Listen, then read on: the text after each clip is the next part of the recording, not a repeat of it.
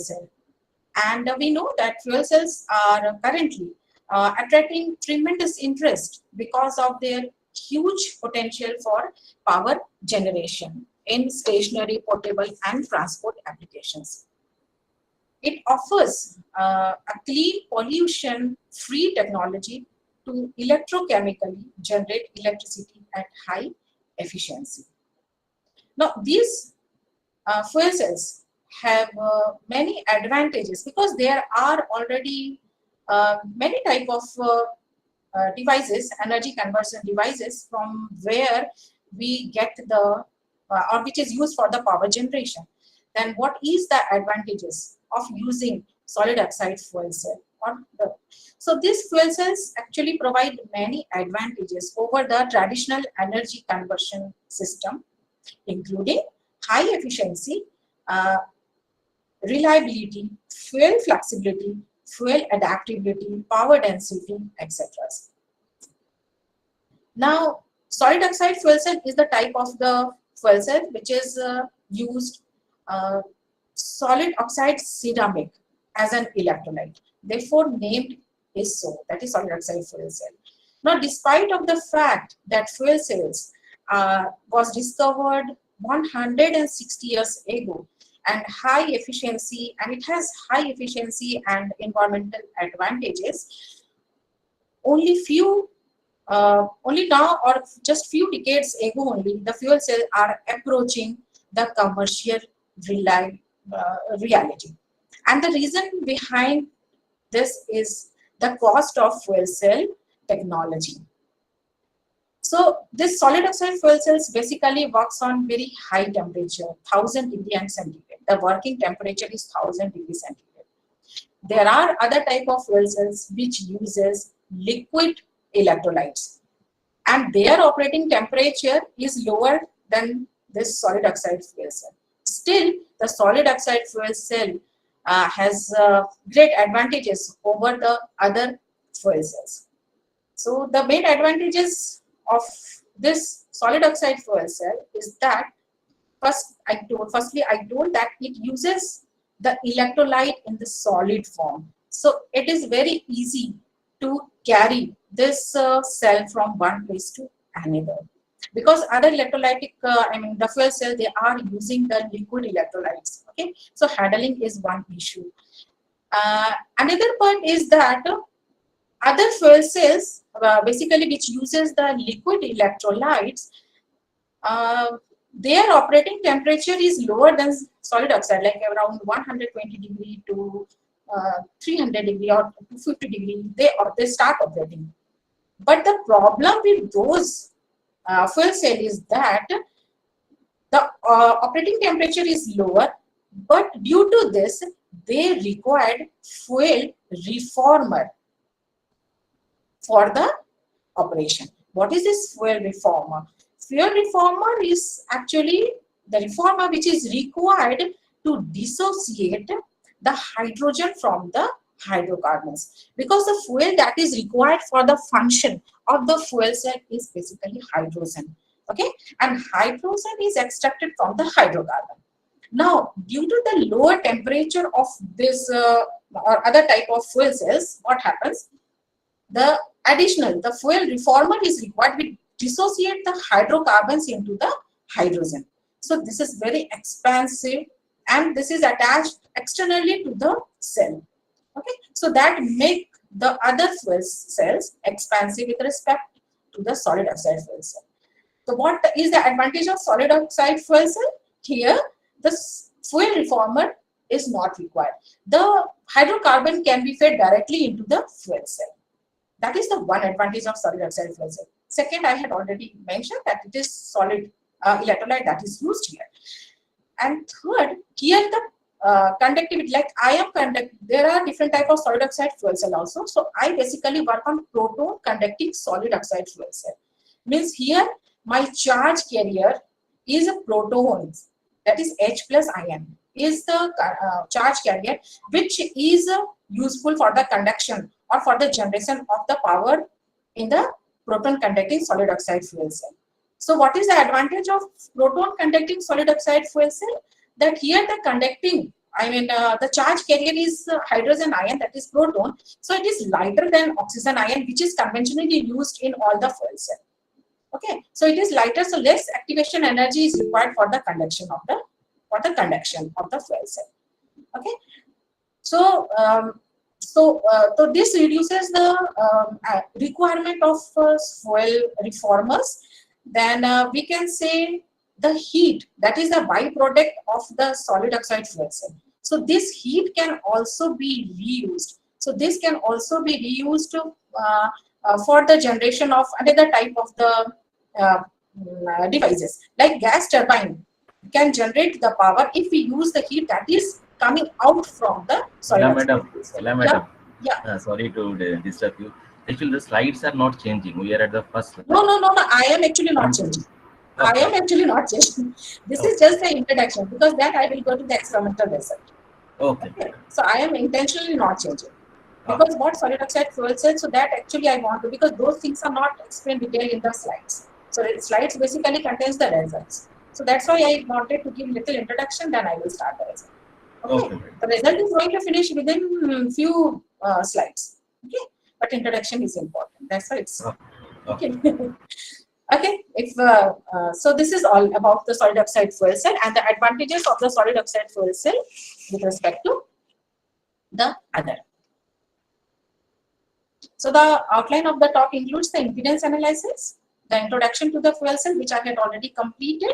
A little more I will explain there, only the working principle. Then I will discuss about the proton conducting solid oxide fuel cells, like synthesis, procedure, result discussion, which we have done in our lab scale. Then discussion over the solid oxide fuel cell cathode material also. Means we are in our lab fabricating the electrolyte for the proton conducting solid oxide fuel cell as well as the cathode material. Now, why I would like to start with the impedance analysis. Now, in the solid oxide fuel cell, what happens? The conductivity is basically due to the conductivity of the electron, this electrolyte. Now, electrolyte conductivity is ionic in nature. It is ionic conductivity which takes place in the fuel cell, apart from the electronics and the mixed conductivity. So we have to analyze. We must have the idea about the impedance principle, because it is required to understand the ionic conductivity. Now, coming to the impedance analysis, something basic. I am just few basic slides are included here to discuss the impedance analysis, because just a part of the impedance data or the analysis we are implementing in our results. So for the impedance analysis, we can use DC method as well as AC method. So DC method is not very useful. Why? Because the voltage given to the sample is high, and that can cause the polarization of the charges. And the polarization of the charges can take place at electrolyte interface, also at the defect region inside the sample. Okay, so these are the reasons where the polarization of the charges can take place when we apply the DC voltage. So to avoid these difficulties, the AC method is useful. Now the AC method, here the polarization effects are avoided and the impedance Z can be measured. And now since the Z changes with the applied signal frequency, Z must be measured as the function of the frequency and the distance of the sample evaluated. There are, this impedance analysis are also known as AC impedance spectroscopy. So in our upcoming slide, I will be using for impedance spectroscopy this abbreviation, that is IS, complex impedance spectroscopy, electrochemical impedance, and so on. Now, this is the working formula which we actually use to measure the conductivity of the sample. So we get the resistivity from the impedance analysis by using the standard equation, this one, R is equal to rho L by A, where rho is the resistivity of the material and the conductivity can be found out by taking the inverse of this resistivity. Now, if you can see here,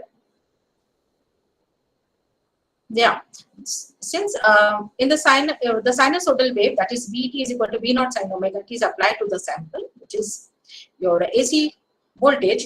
So what happens? We get the current waveform. And then for the impedance analysis, we have to understand the phase difference between the voltage and the current. And the ratio between the voltage and the current will give the value for the impedance, which is denoted by Z, which is the function of the frequency. That is Vt by It, that is V naught sine omega t divided by I naught sine omega t. So the this magnitude of impedance can be found out by taking the ratio of V naught upon I naught. And what is theta? That is the phase angle between the voltage and the current. So some basic circuit element, I'm showing the waveform and the phase difference between the current and the voltages for some basic circuit element. Like if we are using resistor, if our AC circuit contains only resistor, now we know that resistor is frequency independent and it does not have any imaginary component. So we can get the impedance in this ratio, which denotes that the phase difference between the voltage and current is 0. So that is what is shown in this plot. Likewise, when we consider capacitor, so we know that in the capacitor, the current leads the voltage by 90 degree, and that is what is shown. The blue waveform is for the current. So this shows that the current leads by 90 degrees. So the phase difference between two is 90 degrees. This is very important, because with this concept only we will understand the concept of J. Now for the inductor, what we can see, that phase difference is 90 degrees. Means here current lags by 90 degrees. So that the current waveform is denoted by green wave. Now, since the AC impedance are frequency dependent quantity, they are represented by Z omega. Now Z omega stands for the frequency. Z omega can be considered as a complex quantity with the real component Z prime omega and imaginary component Z double prime omega. So these are the standard representation of the impedance, which is the function of frequency only. So we can represent the frequency, the impedance, which is the function of frequency at Z prime, which is the real part of the impedance, plus J double prime omega, which is the imaginary part. And what is this J? This is the vector operator. J is the vector operator, the value of which is root over of -1. Now, Z is the vector, so we can have the projection of Z along the real axis or the Z axis, that gives the real component, that is Z cos theta, and Z along the Y axis is Z sin theta. Okay. Now, the thing is that why we have used this J here? What is the need of representing this impedance, the Z, in terms of the imaginary component with the help of this one? Now, we all know that complex quantity is used to make our mathematical calculation simpler. But here is some physical significance as well. So that I would like to mention here. Like if you can see here, J is root over of -1. So suppose this is a vector is here along the x-axis. Okay. So the vector is from left to right. The direction is from the left to right. Okay. So that is represented by J, which is root over of root over of -1. So suppose that particular vector is multiplied with another J. Okay, so J square. So it means what will be the direction of this particular wave, which is multiplied with the J square? It will be reverse in the direction of this applied vector. Okay, the direction will be 180 degree. The phase difference between this and the resultant one will be 180 degree. Means when we multiply J square vector with any vector, they give the phase difference of 180 degree between the two vectors. So it means J gives the phase difference of 90 degree between the two vectors. And that's why it is plotted like this. Z and imaginary are 90 degree to each other.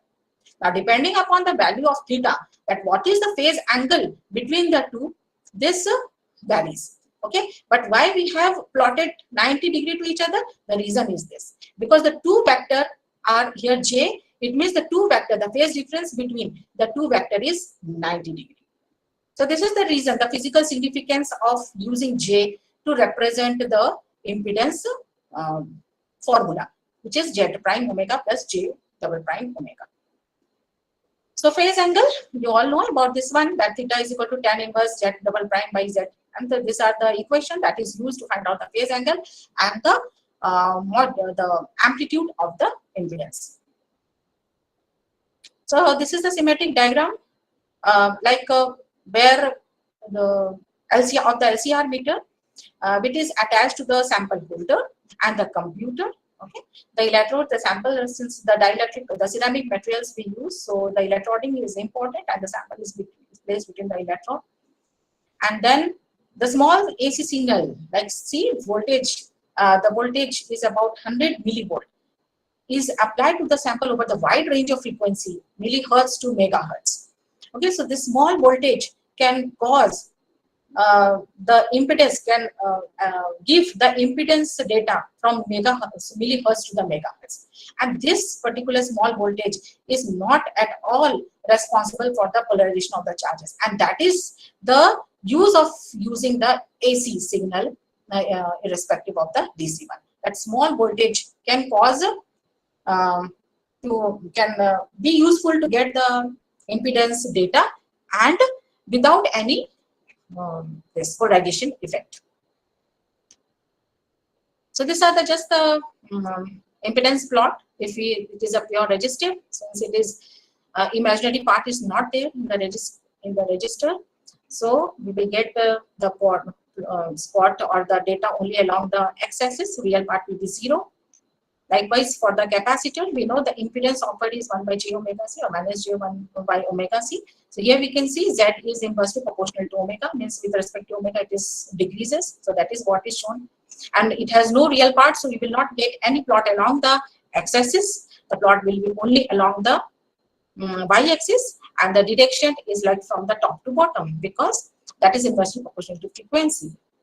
Likewise, if it is impedance, then it will go upward. The inductor also, it does not have any real part, so the plot will be along the y-axis only, but the direction will be from the bottom to top. Now, when the RC connected in series, resistor and the C, that is capacitor connected in series, so we will get the plot like this.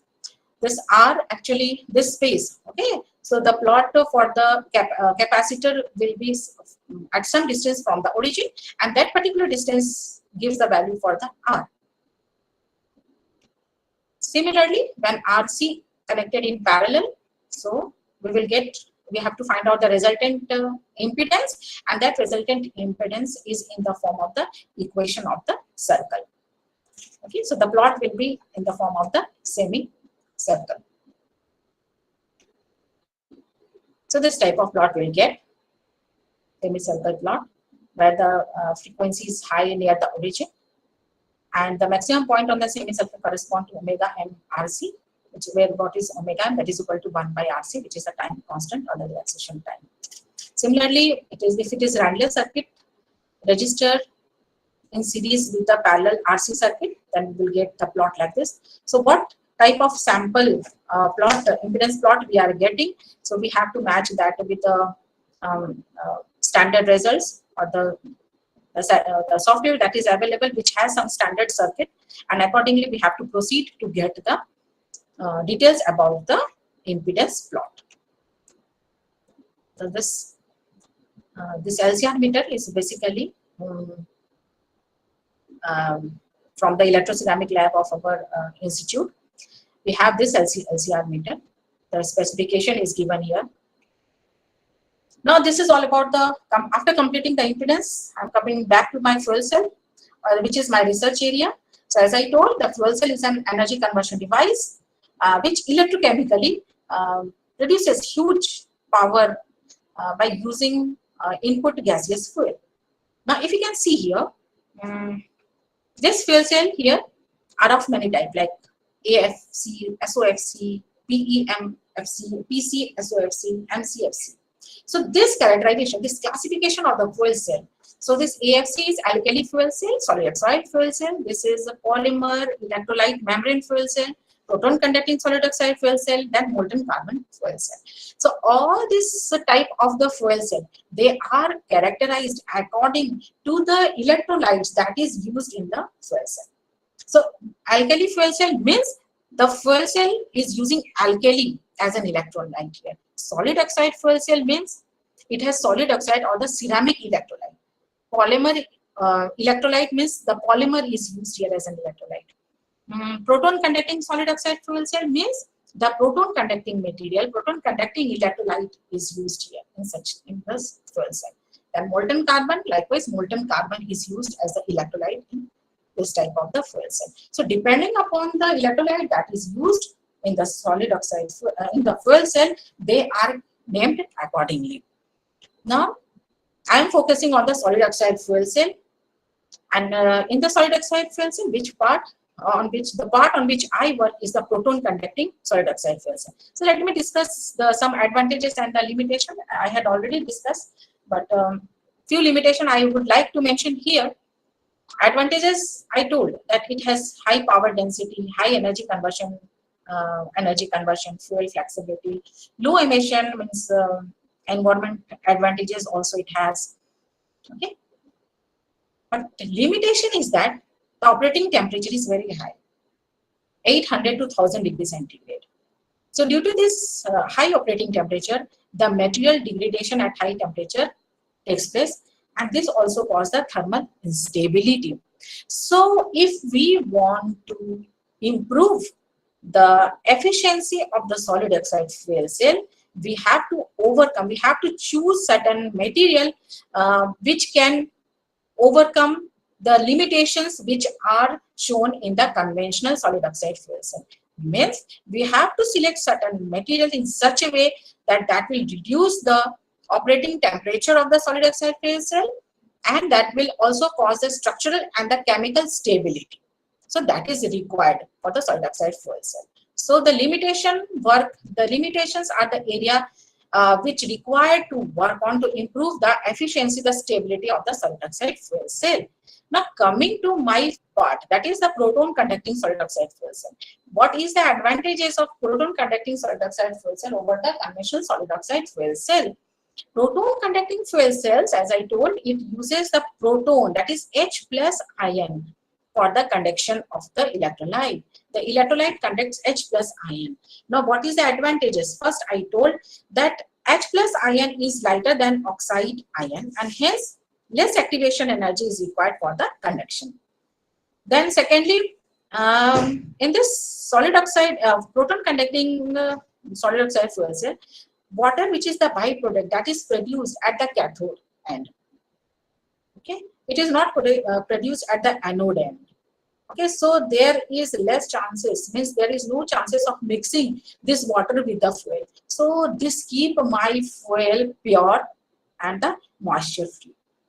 Okay. But in other fuel cell, what happens? The gas, the outlet for this water and the fuel is the same. Across the anode, only the fuel and the waters comes out.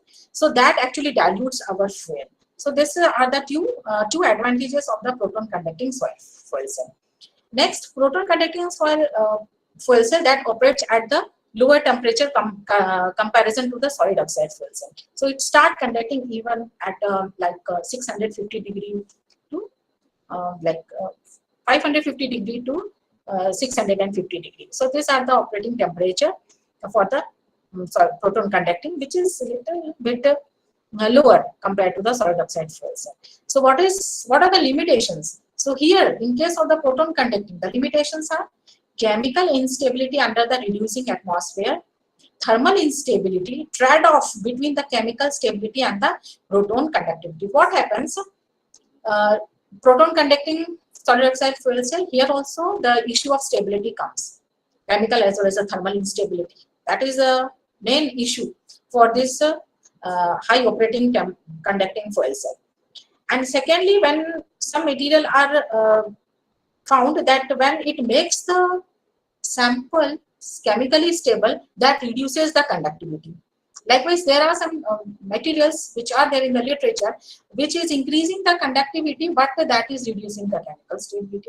So there is trade-off between the chemical stability and the proton conductivity, and we have to select the material in such a way that we get the sample to be stable as well as high conductivity. So here is the schematic diagram for the solid oxide fuel cell. If you can see here, the fuel is applied to the anode.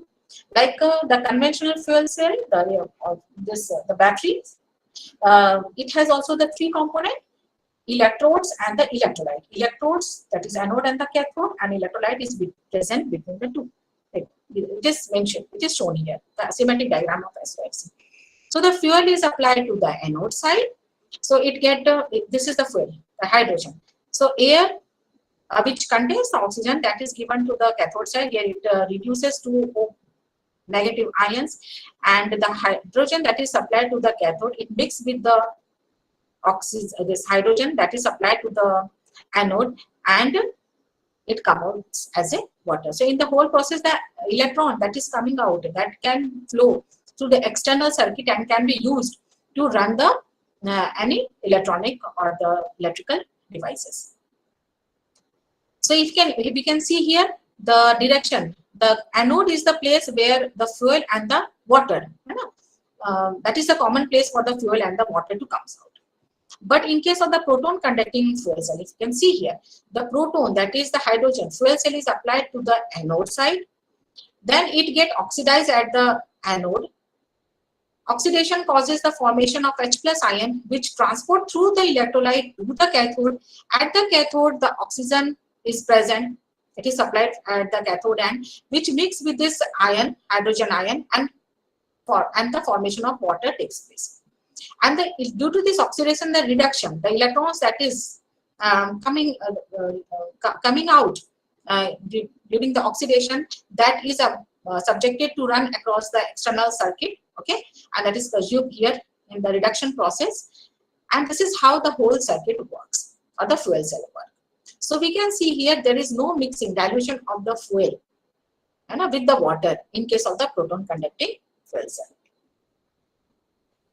This is the schematic diagram of the fuel cell and the operating conditions.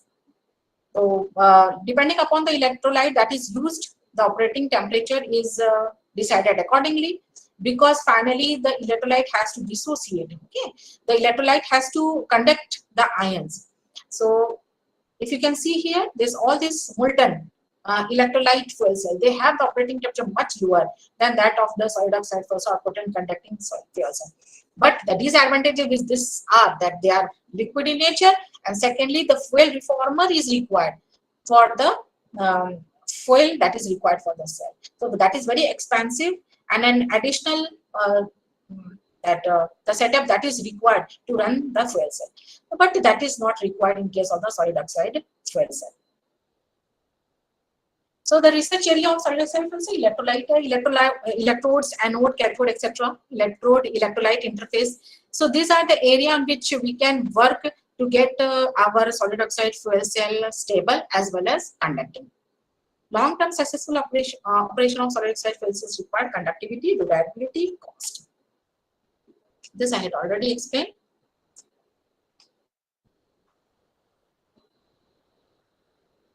This is how actually the proton conducting solid oxide fuel work. Some applications I had told earlier that this has the wide application for the power generation in stationary, portable, and the transport application. So you can see the fuel cell in the spacecraft. It is used in the spacecraft, it is used in building, fuel cells are used in the industries also. And it produces power in the wide range, like for 1 kilovolt, for few kilovolt to 100 and more megavolt. So that wide range of the power production has actually increased the application of this fuel cell. Now next, proton conducting solid oxide fuel cells, electrolyte material. Basically what happens in the solid oxide fuel, this nickel oxide embedded with some metal that is fixed for the anode material. So we can do some modification in the electrolyte and the cathode material. So that is what our research group has done. So we have modified the conventional electrolyte that is used for the proton conducting solid oxide fuel cell. And electrolyte, basically the requisite property for the electrolyte material is ionic conductivity, which should be greater than 10 to the -2, 7 centimeter inverse. Then thermal coefficient expansion, it should have very less thermal coefficient expansion of coefficient. 10 to the power minus 6 Kelvin inverse, because we want our sample to be, our material to be thermally stable, and porosity 10% only, because electrolyte is required for the transportation of the charge. Okay, so porosity will be maximum, that it will cause a diffusion of the gases. That is not at all the desirable property of the electrolyte. So just for the transportation, the hydrogen ion that is produced at the anode, that get transported through the electrolyte to the cathode, where it mixes with the oxygen that is supplied to the cathode, and finally the byproduct is heat, and that is the water in the vapor form. Then electrolyte materials, so barium cerate based and the barium zirconate. So the electrolyte material that is being used till date are the barium cerate and the barium zirconate. Now both have some advantages and the limitation. Very few points I have mentioned here. Advantages: barium cerate, they are having high conductivity, but they are unstable, chemically unstable under reducing temperature. Reducing temperature is at the cathode side. Whereas if we use barium zirconate, it is chemically stable, but it has lower conductivity. So if we are using barium cerate, then we have to do modification in the electrolyte material, which can improve the chemical stability of the material. And if we are using the barium zirconate, then we have to select materials such that it will enhance the conductivity of the material, not but at the cost of the chemical stability. So these are the standard method which the solid-side reaction route follows. And sir, how much time I have? Madam, you have 15 minutes more. Okay. Okay. Thank you. So now I am showing some results for the electrolyte application. So here, as I told, what are the requisite property for the electrolyte that is used for the proton conducting.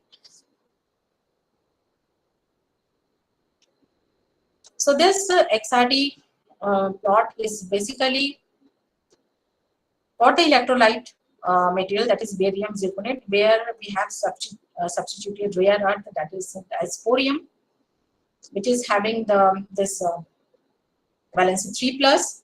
So it is worth noticing that there is the increase. So what is happening here? We have slowly increased the dopant concentration, and the substitution is done at the B side.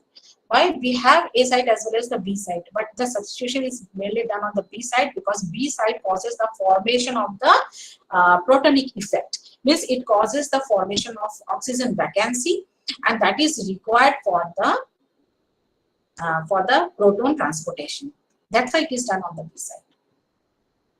So when it is, we can see here the shift, we are getting the very sharp, clean Bragg's peak, and the peaks are shifting towards left. So it is shifting towards the left, means our lattice parameter increasing according to the, as the dopant concentration has increased. Then from the XRD, from the SEM, we can reveal that the particle size, this grain size, has increased with the doping concentration. Now coming to the Nyquistic plot in dry and the wet nitrogen atmosphere of the barium zirconate at the different temperature. Okay. So the two semicircles are resolved. Two semicircles are resolved here. One at the higher frequency ascribed to the grain resistance, this one. Okay. So here frequency is not measured, not mentioned. Okay. But the high frequency means it is in this direction somewhere. Yeah, frequency from this mentioned. But towards the origin, the frequency is high, means increasing from the right to left. So the the first one, the semicircle at the higher frequency ascribes to the grain, this one, to the grain resistance of the ceramic, followed by the lower frequency part, this one, the lower frequency part, which is attributed to the grain boundary resistance. So what we conclude from here, that at the higher temperature, the conductivity is maximum. Means the conductivity of this electrolyte increases as we increase the temperature. The same is the case for the wet nitrogen as well. Okay. If you can see here, blue one, that is 475. 475, we can see the grain resistance has reduced. It is lesser compared to other ones. So when the impedance is lower, it means the conductivity has increased. The conductivity at the 475 is greater comparison to other. Likewise, this is the plot which is showing how the conductivity is with respect to the concentration. So we can see here at 100 degrees centigrade for both the plot. For 20, the conductivity is more. Similarly, for 125, if we analyze the plot for the 125 degrees centigrade, so this also shows that the higher concentration of the dysprosium is causing the conductivity, the high conductivity in the materials. So why it is so? So that I'm going to explain here. That the electrical conductivity actually we got from the Arrhenius plot, and the standard equation is this one. Where we actually correlate the electrical conductivity with the temperature, then we take the ln, and then finally we reach the equation for the straight line, and the slope actually gave the activation is calculated from the slope of the linear portion of the plot. So this is how. So the sigma, log sigma versus temperature. So we get the plot like this, okay, and the slope of this linear region will give the activation energy for the different sample. So what do we observe here? That at a higher concentration, the activation energy is very low, that is 0.45. So why it is so? Because I told you that our this Nyquistic plot shows that the conductivity increases with the increase in the concentration. So when the conductivity increases with the increase in the temperature, the concentration, the less activation energy is required to hop or to conduct the charge from one region to another region. So that is what is justifying here. This table is also there to show the conductivity parameter for the different concentration that is doped for the dysprosium at 5%, 10%, 15% and 20%. So we get the order of 10 to the power from 10 to the power minus 7 to 10 to the power minus 4 only at 250 degrees centigrade. So that is the achievement of our group. And for this reason, we are now focusing on the cathode material, so we can go for the unit cell test that is to be done in NMRL. So this is the great achievement, because this has increased our conductivity up to 3 orders. I'm only at the 250 degrees centigrade. So likewise, the 600 degrees centigrade also we have measured, and this also shows that conductivity increases of the order 1 here at 600 degrees centigrade. Now the reason is that what happens if we go for higher temperature? Why not for higher temperature? Why we have not conducted this conductivity for higher temperature? Because at higher temperature, the oxide ion conductivity will start. The proton conductivity takes place only at lower temperature, like 200 degree to 600 degrees centigrade, so 550 degrees centigrade. Otherwise, the conductivity will be both, means it will be diminished. The proton conducting will diminish, and the oxide ion conductivity will increase. So that's why, since we are focusing on the proton conducting only, we have taken the conductivity to this. And this also justifying our statement that at the lower temperature we are getting good conductivity, but as we go for higher temperature, it is showing improvement, but not of that order as we are getting at 250 degrees centigrade. So this is the mechanism on which actually the proton conducting works. So what happens here? Since barium zirconate we are using as the electrolyte material, which is AbO3 style structure. So here B is at the center, and the 6 oxygen atoms which is surrounding this B cations. So when we dope the rare earth, which is having the trivalent valency, so what will happen? It creates a oxygen vacancy in the sample. Okay, why? Because this is 4+ and this is 3+. So what happens? This creates the oxygen vacancy due to the doping of the rare earth, that's thorium. So it is creating the oxygen vacancy, and when it is hydrated, what happens? This hydration is having the water molecule. So one hydrogen vacancy is created here. Sorry, one oxygen vacancy is created. So this oxygen comes to the vacancy side along with the two hydrogen. Now the bonding between the two hydrogen with this oxygen is not same. The bond length of this oxygen, the two hydrogen with the oxygen is not same. One is closer to the oxygen, another is a little far from this oxygen. So what will happen? This hydrogen will hop between the oxygen atom that is present nearby. Okay? So it will go to this one. So there the hopping of the hydrogen will take place. And this is within the octahedra only. Within this octahedra, the hopping will take place. If the energy is not sufficient to cause the hopping of the hydrogen from this to another octahedra. So that we will discuss in our upcoming slide. So this is the Groton mechanism. That due to this hopping, that means the charge carriers, they are the mobility of the charge carrier take place, and this is used for the transportation of the charge in the electrolyte. So this figure is showing that now it is only associated with the single hydrogen, where the another hydrogen has make the bond with the another, this one, oxygen, which is present within the octahedra. Then this result is showing where we have doped, co-doped the barium zirconate cerate. So what we have doped here, we have used the barium cerate, and we have doped the barium cerate with this zirconium and the scandium. So zirconium concentration we have kept constant, and we have varied the concentration of the scandium. So here x is equal to 0, 0.5, this is the concentration of the scandium. And 0 means only that it is the barium zirconate cerate. So for x is equal to 0, so if you can see here, we are again getting the sharp, neat XRD peak with no secondary peak formation, and the shift, the lattice parameter are shifting towards the right. The lattice, the peaks is shifting towards the right. It means the lattice parameter is decreasing. When the lattice parameter will decrease, automatically it is going to influence the volume of the cell. So that is the big reason of getting the conductivity.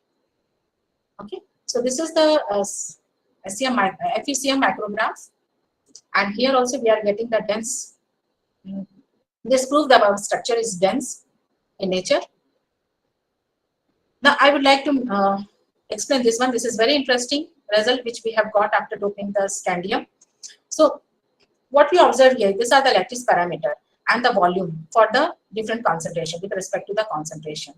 So with respect to the concentration, as we are increasing the concentration of scandium, the volume decreases. The volume of the lattice parameter is decreasing. You can see. Now coming to the conductivity part, what we are observing here, this is for the 0, 0 means no scandium doped. Then x is equal to 0.05. For the 5% scandium doped, we are getting the conductivity. Now for the 10, the conductivity has reduced. For the 10 means the blue one, the impedance is increasing, means the conductivity in the sample is reducing. In the sample is reducing. Next, for the 15% also, the impedance has increased a lot.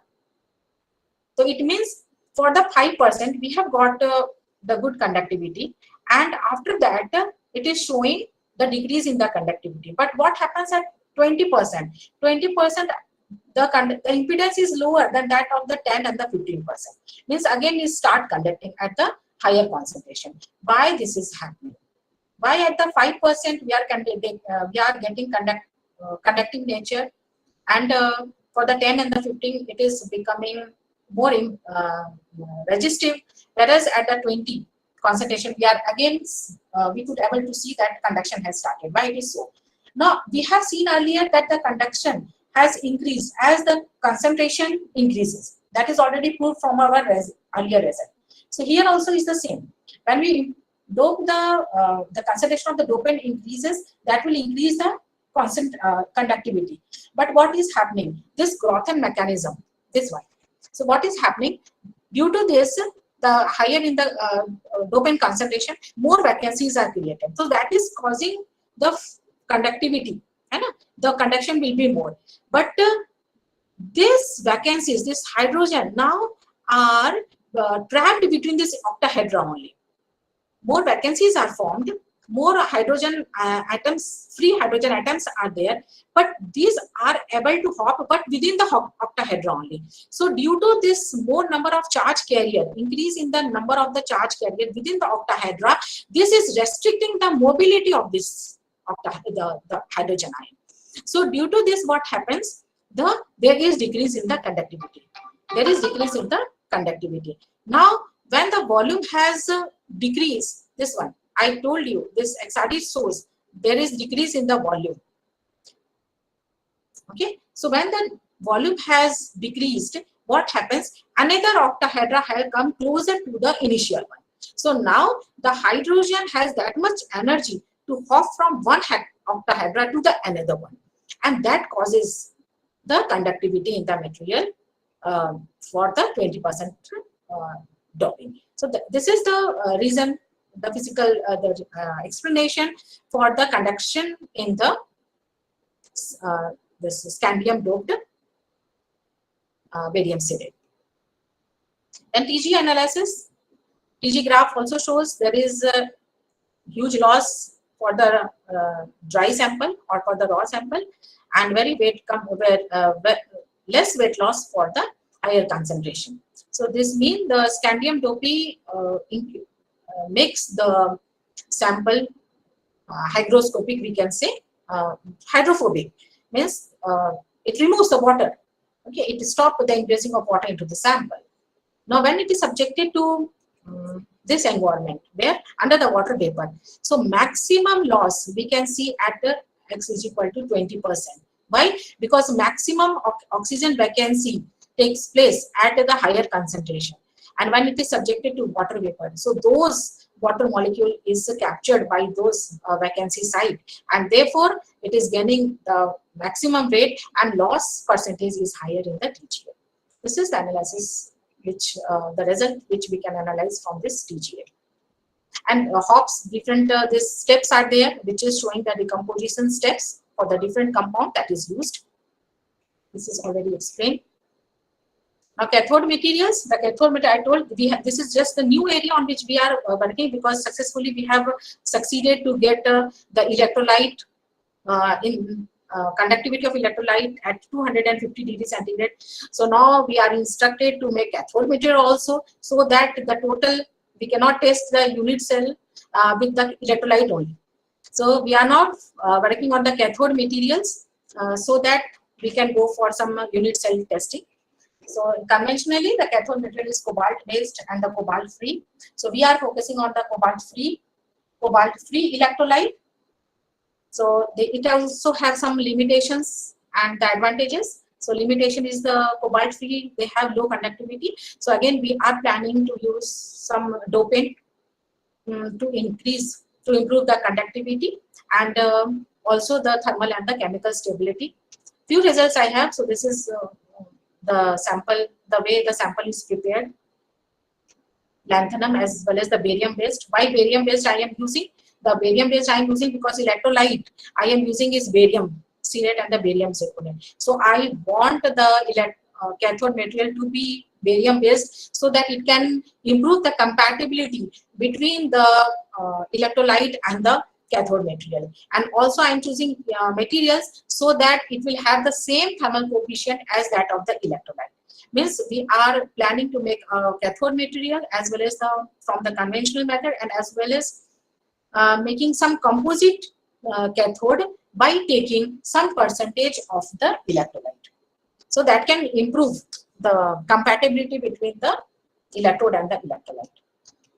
So this the detailed study has to be done, and these are the requisite property. Here the porosity should be 30 to 40%. The sample should be porous. And the thermal coefficient, if you can see, it is again 10 to the power minus 6. Means we want the material to be thermally matched with that of the electrolyte. Therefore, we have kept this as same, that is 10 to the power minus 6. Porosity, it has to be porous because the oxide molecules, the gas molecules has to diffuse from there. So it is 30 to 40%. These are not refined. Just I'm showing the results, the recent results, and but the very satisfactory result we have got from the SEM micrograph, that it is showing the porous nature of the material. So we have to go for next the impedance analysis to understand the conductivity, and then the thermal property also we have to study, like TGA, and also with the help of the dilatometer we will measure the thermal coefficient also of the electrolyte as well as of that. So we can proceed for the unit cell.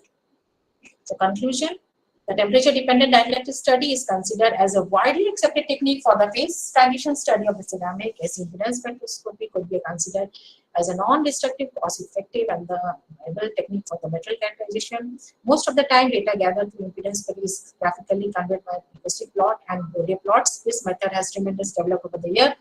The field of development of stable and low temperature proton conducting electrolyte for energy conversion devices remains wide. Thank you all for your patience and caring.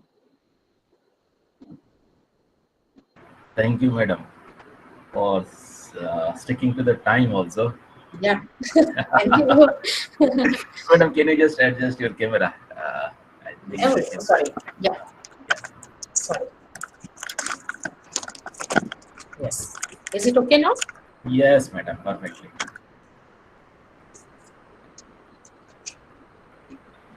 Now this talk is open for discussion. So if participants have having any query, or you want to expand your knowledge, you can interact with the resource person.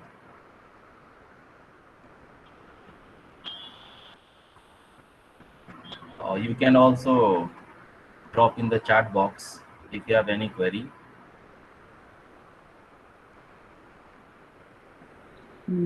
Thank you, Dr. Ila, for this wonderful talk. And I was very happy that you explained intricacies of physics involved in the fuel cell. And that was that will be very helpful for my PG students who are also attending the seminar Thank you, through madam. YouTube link and all. And I just had two queries actually. That what is the efficiency of commercially available fuel cell? And secondly, you said a very interesting thing in your talk that you choose specific sites for doping materials so that we Yes. can get more hydrogen concentration. So how do you, what is the technique or strategy for that site-specific doping? I was just wanted to know. So for that we have to study the characteristic. The basic requirement is that we have to study the characteristic of the dopant. Okay, like when we are doping something, what are the requisite property that is required by the dopant? First, it's ionic radii. It should like the ionic radii should match with the site where we are interested to dope. Like in place of if zirconium we are interested to dope, then we have to study that. We have to see that one. And secondly, what if we are interested for proton conducting? Then we should have some vacancy creation there. Trivalent impurity is therefore added. If we add that to the A site, so that will absorb the oxygen. So that charge balancing is important. So for which purpose we are using, for what electrolyte we are interested for, depending upon that we use our token. Okay. That's very nice. Thank you so much for this lecture. Excuse me, ma'am. I have Yes. one query. Yeah. I think for the fuel cell there is a lot of cost. Okay. What are the strategy we are developing for minimizing the cost of this fuel cell? No, that is the another area on which we have to work on. But basically, the materials which we are focusing is the electrolyte and the cathode. First, we are concentration on the internal structure of the fuel cell. After that, when we will go for the unit cell formation, after that we will see what are the other components which we have to look for to make or to fabricate the actual cell. So we are concentrating on the internal structure of the fuel cell, and that is the solid oxide fuel cell, proton conducting, and the electrolyte and the cathode only. So we will proceed in that because this is the vast field. We have to go step by step. Okay. Let us achieve. Yeah. And another limitation is that, ma'am, there is a stacking problem in this fuel Yes, cell. yes, yes, There yes. is a degradation. Okay. Yeah, What yeah. are the initiative we have taken for minimizing that stacking problem? See, staking problem is taking place, no doubt. Uh, and there are some and the limitations also. Okay. So I do not have that idea about the staking. It can be the tubular form or in the form of the planar form. Uh, but the at the NMRL, the lot of research is going on, and they are not commercializing also this Yeah. solid oxide. So we have to visit that lab.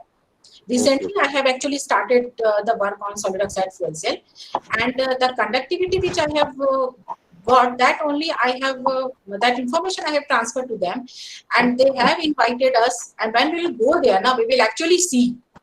It is only on the pen and the paper and the research article Yeah. which we are getting.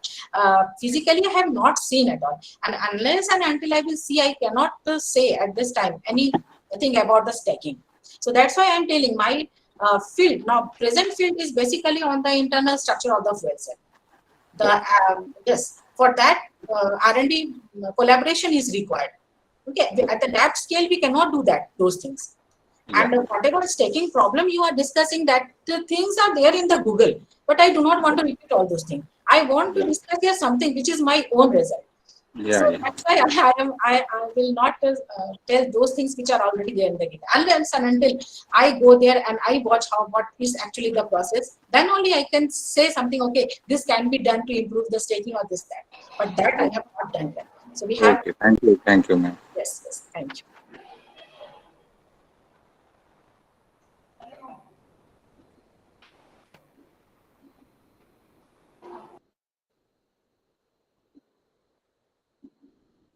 Hello, am I Yes, audible? madam. Yes, madam. We are just waiting that if any other participant is interested. Okay. Yes. Any other participant would like to interact with the resource person?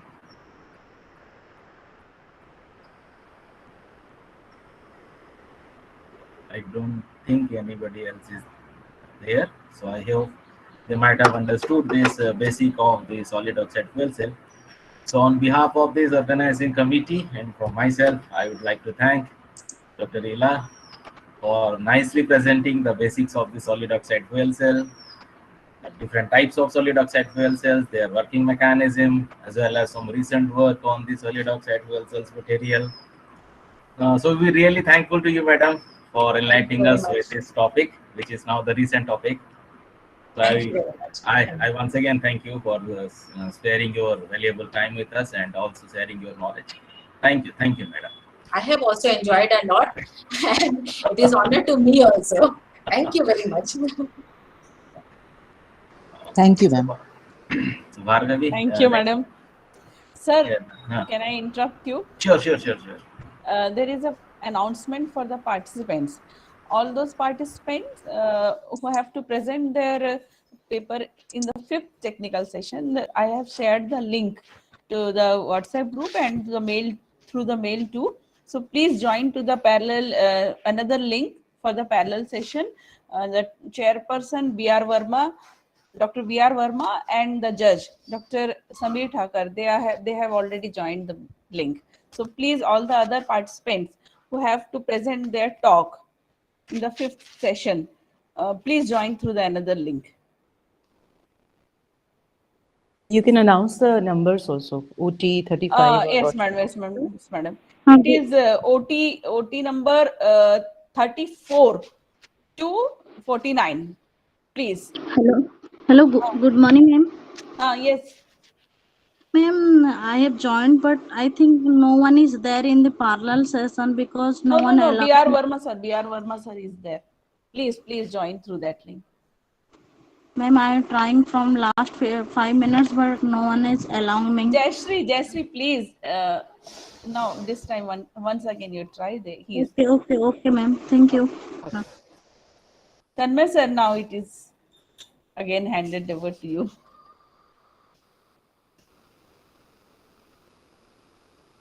Okay, so now we will start our oral presentation. The first oral presentation is from Tripti Vicharya. on the topic of photolumination studies and evaluation of truth-correlate parameter of calcium aluminum silicate phosphor. So is he there? Yes, sir. Yes, sir. Tripti, just share your slide. Yes, sir. Wait a minute.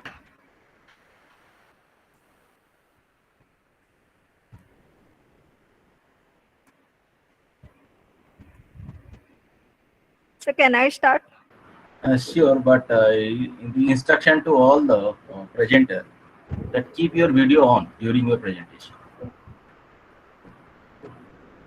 This is actually you should follow this format wherever you present. Keep sir. your video on to all I'm talking about. Yeah, Tripti, you can start. Good morning, everyone. I, Tripti Richharia, present here to discuss on the topic photoluminescence studies and evaluation of pseudophile parameters of calcium aluminum silicate-based phosphor. These are the contents of this presentation. So before going to the discussion, we are discuss about the introduction. Here we are work on phosphor. So what is phosphors? Actually, phosphors are the materials that exhibit the phenomena of luminescence. The basic building block of the phosphors are the host material and the activators, and sometimes, if required, co-activators are also added.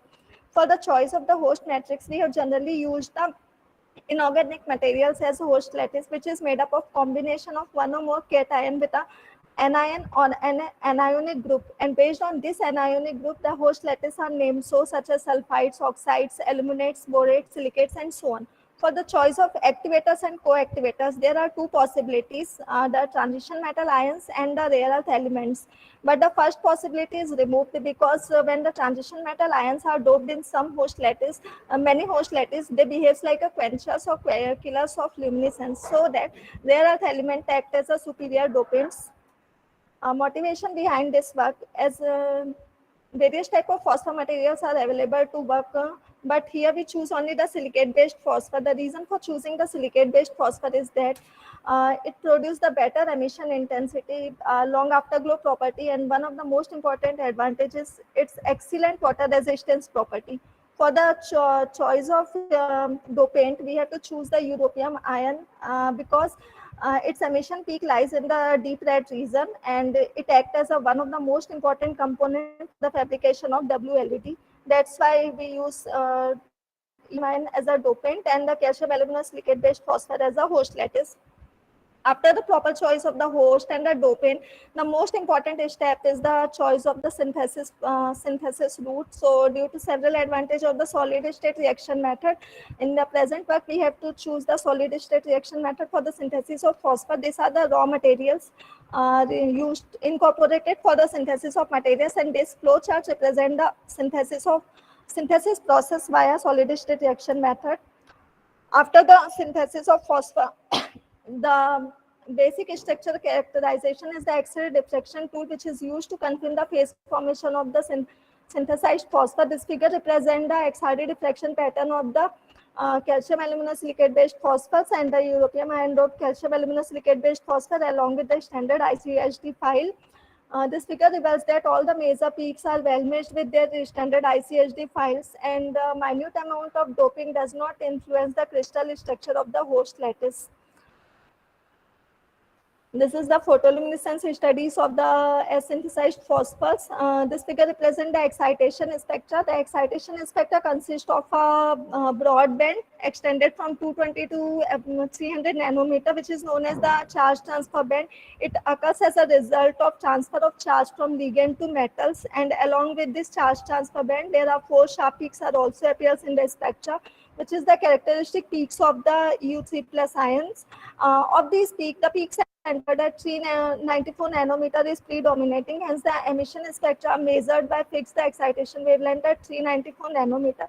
This figure represents the emission spectra of the europium doped calcium aluminum silicate based phosphor with varying the concentration of the dopant. From this figure, it is concluded that along with the increasing in the concentration of the dopant, initially the emission intensity increases up to a particular concentration, and then beyond this concentration, on further increasing the dopant concentration, the PL emission intensity declines.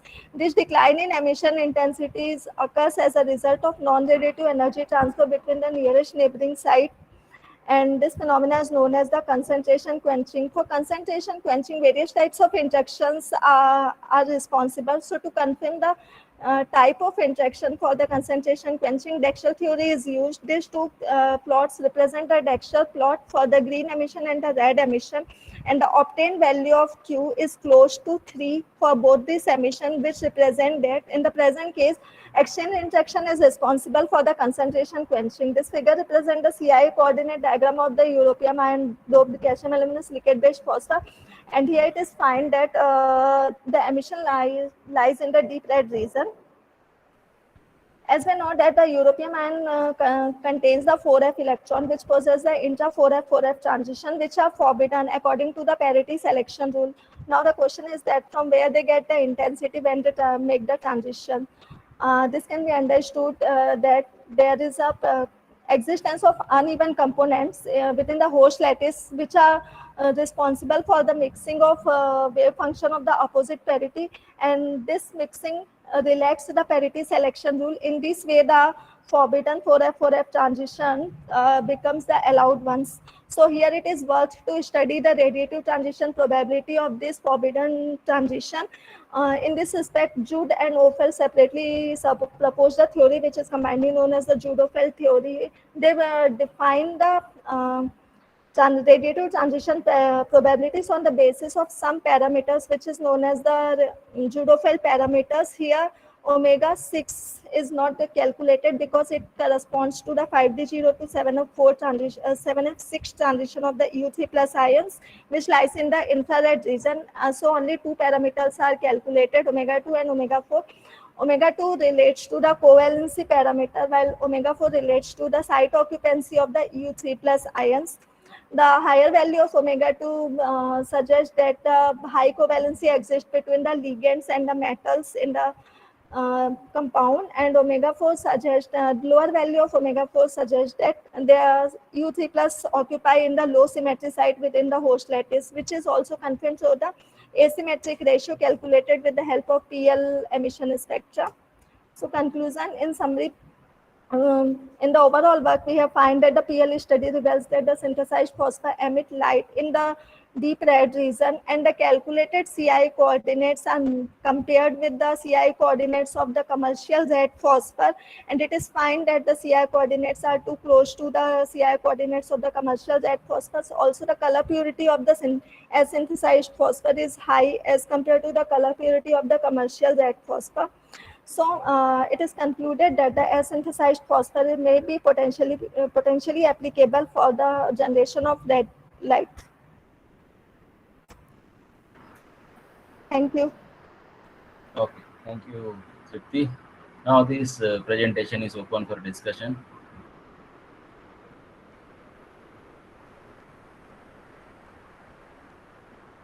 Any of the participants would like to interact?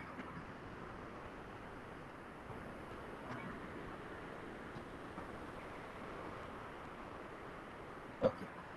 Then Tripti, if nobody is there, let me Yes, sir. ask you, why you have chosen europium?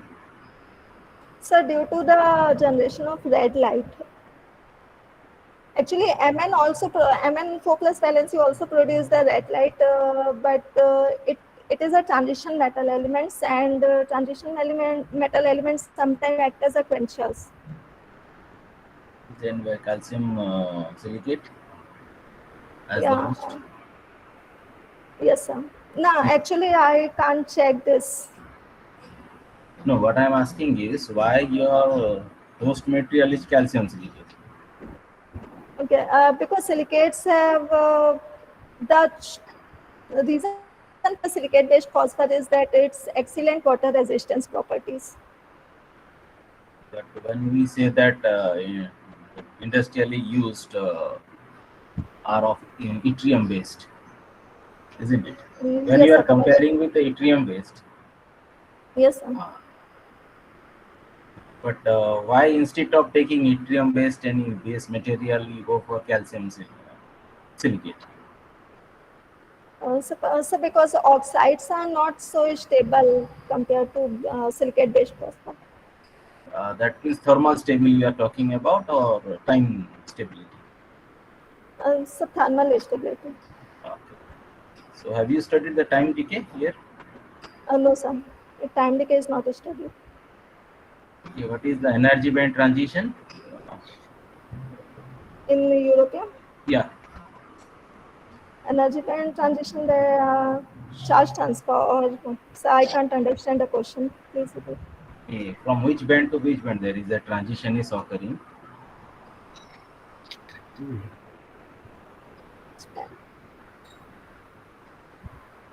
Okay. Sorry, sir. You have checked the color purity, and the color purity is 85%. Na? Uh-huh. Okay then. Yes, sir. Thank you. Color Thank you. purity is okay. Thank you, sir. Okay, thank you. So the next oral talk is Sir, IT. sir, I'm sorry again. I'm interrupting you. Bolo, bolo. Sir, Vinod Jena sir is there with among this all of us. Sir, Vinod Jena sir is another judge. Okay. Tanmay Vadapanda and Dr. Tanmay Vadapanda and Dr. Vinod Jena both will judge the participants. Okay. Sir is there. Okay. Okay. Okay. Jena sir. Yes, Tripti, ma'am. sir. Yes. Please. Take. Tripti Okay, thank you. said leave kar gayi hai meeting. So we will go to the next candidate, and henceforward we will interact. Okay. So the next presentation is by Dipti Sahu on the topic of study on optical and electrical property of samarium dope, lithium, strontium, calcium silicate phosphate. Dipti, are you there?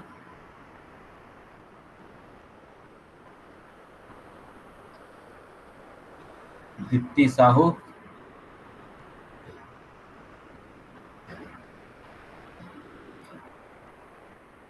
Okay.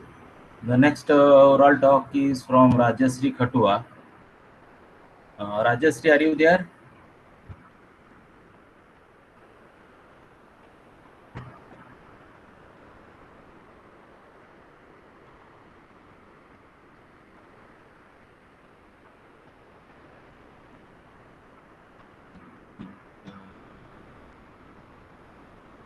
I think she's not there. Then the next talk is Sohaib Bas. Yes, Sir, sir. Sir, Dipti is present, sir. But She I has. can't. Yeah, message is there. Yeah, I got this text, but she is not audible, hopefully. Dipti?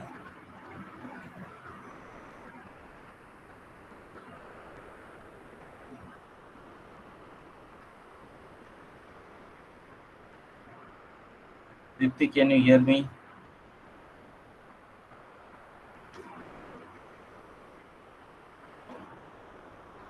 You can check your system. Go to the setting and allow the camera and the mic in the Google Meet.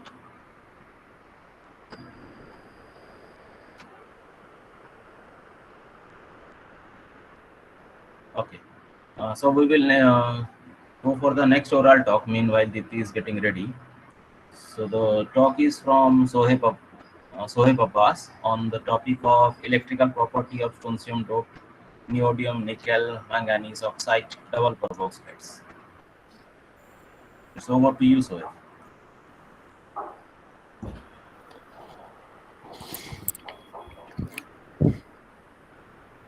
Hello. Yes, sir. You're audible. Yes. Good morning, everyone. This is Shoaib Abbas. I'm a research scholar in the Department of Physics, Central University of Kashmir. I will be talking on the electrical properties of strontium doped Nd2 NiMnO6 double perovskite.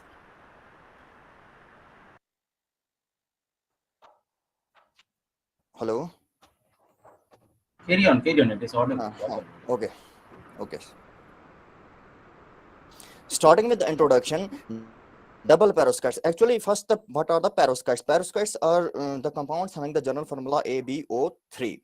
And double perovskites are just the derivatives of these compounds. Both these oxide perovskites as well as the oxide double perovskites. However, there are also halide perovskites, but I will be talking on the oxide perovskites. These compounds shows the ferromagnetism, magnetocapacitance, magnetoresistance, magnetocaloric effects, ferroelectricity, dielectrics, and many other properties. Because of these properties, these have many applications in refrigerant, magnetic refrigerants, spintronics, FERAMs, and sensors. But if both of these compounds show the same properties, but what is the need to go for the double perovskites if we have the single perovskites in hand?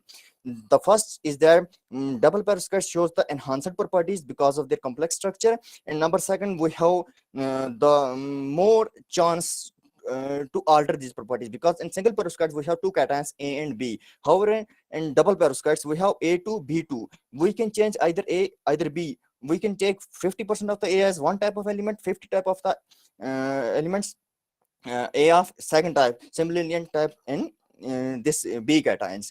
So we have more chance, more probability, and more degrees of freedom to alter these properties. I will be talking on this compound ND2NiMNO6. It also shows a strong ferromagnetism, but at low temperature. And I will be talking on this electrical properties. I have prepared this sample through solid state reaction. Taking these precursors, after grinding, it is calcinated at 1200 degrees centigrade, and then again grinded, then mixed with polyvinyl alcohol and sintered at 1250 degrees centigrade for about 24 hours.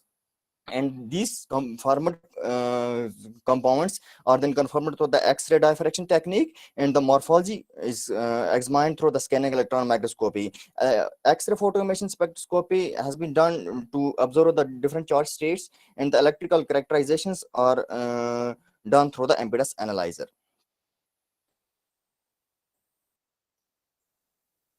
These are the X-ray patterns of these compounds, two compounds. I have doped this compound ND2NiMNO6 with strontium 0.3, replacing this ND2. ND2 is a rare earth element. I am replacing this with the divalent cation, SR cation, to observe the changes in this compound. But we observe that both the compounds shows monoclinic structure. That means with doping there is no formation of any new phase, and both the compounds are indexed through the P2 1/n space group. However, using the Scherrer formula, I have calculated the crystallite size, and crystallite size decreased from 28.4093 nanometers for this pure to 23.92142 nanometer for this compound with doped compound. Literature review also reveals that these have this rock salt altering. Rock salt altering, where we have this octahedra. One octahedra will be containing this nickel Ni, while another alternate next to this the octahedra will be containing this manganese ions. Similarly, there is alternate arrangement of octahedras, one containing the nickel, one containing the manganese, and neodymium is inside this void created by this octahedra. This is the scanning electron microscopy results of these compounds. We can observe from these graphs, from these images, that there is a decrease in the grain size in the doped samples. However, since these crystallite sizes are not regular in shapes, a histogram is created to see the changes in the grain size. We observe a decrease in grain size from 296 nanometers to 226 nanometers in the doped samples. And this is the photo emission spectroscopy. I'm showing this only for the oxygen, because these electrical properties are determined or explained through this oxygen vacancies, presence of oxygen vacancies in my samples. This is the oxygen 1s spectra, XPS spectra for these two compounds. And this, from this literature, the second peak, this red colored peak, this represents the presence of oxygen vacancies in these compounds. And from the area under these curves, we can see from this area that area for this x is equal to 3, the doped sample is more as compared to the pure sample. So this means that there are more oxygen vacancies in the doped samples. Second thing is that since in these compounds we have nickel and manganese, they have the multiple charge states. The creation, we are doping this SR2 positive. That means thus neodymium is in +3 state. To maintain the charge neutrality, nickel or manganese will change its charge state. Nickel is manganese is mostly in +3 state. It's probability that with doping of SR2, Mn will 3 positive will go to Mn 4 positive. But this creation of these oxygen vacancies will also create Mn 2 positives. These are the dielectric results. These are we can see from these results the dielectric constant decreases with increase in frequency, and this is the most usual behavior of the polar dielectrics. However, we observe a increase in dielectric constant and as well as a dielectric loss with these Doppler samples. This increase in the dielectric loss can be attributed to that we have a decrease in the grain size with Doppler samples, and decrease in grain size will lead to the creation of more grain boundaries and hence increase in the interfacial polarization. These are the AC conductivity results. From AC conductivity, we can observe that up to 150 Kelvin temperature, it remains constant and then it starts increasing.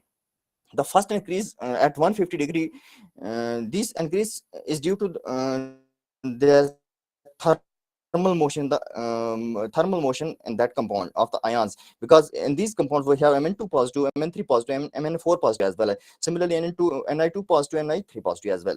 But the increase at low temperature 150, this is not due to thermal motion, this is due to mode conductivity, that is hopping mechanisms. If we observe the effect of this SR dopant, we observe that there is more conductivity in Doppler samples, and we have already observed that the oxygen vacancies are more in the Doppler samples. So that means the oxygen vacancies are responsible for increase in the conductivity of these compounds. This is what I have explained. However, we can observe from this AC conductivity that this compound has negative temperature coefficient of resistance. These are the impedance results. Impedance decreases with increase in temperature up to 150, and from this 150 degree, we have seen that there is an increase in conductivity. Similarly, the same results are impedance. We can observe from these results that there is decrease in the impedance as there was an increase in that conductivity, AC conductivity in the Doppler samples, and here we observe a decrease in the this impedance. This actually it is the real part of the impedance, and it is represents the resistance.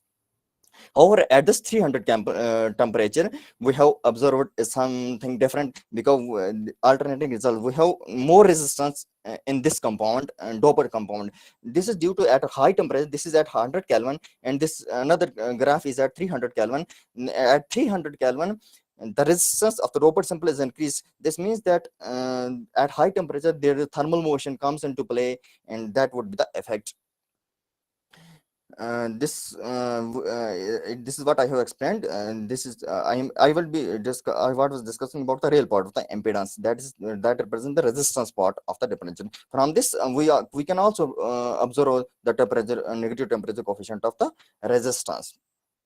From the conclusion, we see that with doping of X is equal to 0.3, strontium concentration of 0.3, the structure remains monoclinic. That means there is no formation of new phase in the compounds. Scanning electron microscopy depicts a decrease in the grain size with doping. Dielectric constant increases with increase in the strontium dopant, and thus it can be considered as the best candidate. And there is a high decrease in the high increase in the dielectric constant with Doppler samples of 0.3. For energy storage purposes, dielectric loss, conductivity, impedance, this shows irregular trends, and these trends are determined by the oxygen vacancies. And from this negative temperature coefficient, we can conclude the semiconducting nature of these compounds. These are the references which I have added, and thank you, sir. Okay, thank you, Abbas. Now this presentation is open for discussion. Abbas, keep your slide sharing mode.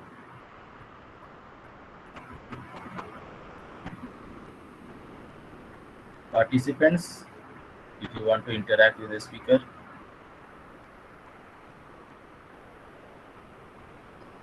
Okay, if nobody is there, Jenna sir. Actually, I would like to ask something from Abbas, and I'm very happy that you are participating in our conference from Kashmir, and it's really wonderful, because we wanted to give a platform to all the young researchers, and I'm very happy from Tripura, Kashmir, South and Orissa and all the states touching our boundary. Participants are coming and they are presenting their work. So I just had one query that the oxide vacancies, when the phenomena is dependent on vacancy, how would you be able to control the oxygen vacancy, or what is the strategy for that?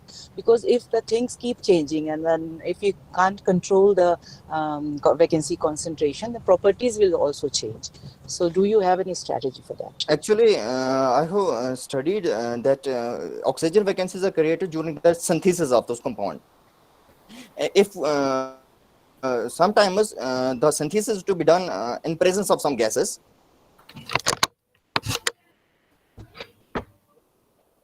Okay. Boss, Yes, sir. may Yes, sir. I? Boss, can you hear me? Yes, sir. Yes, sir. Can you show me second last slide here before the conclusion? This one, sir. Concluding part. This one. Yes, sir. Okay, this one. Here in the second statement, you have mentioned that SAM depict a decrease in grain size with doping. Up Yes, to sir. what extent? Up to what extent it shows the decrease?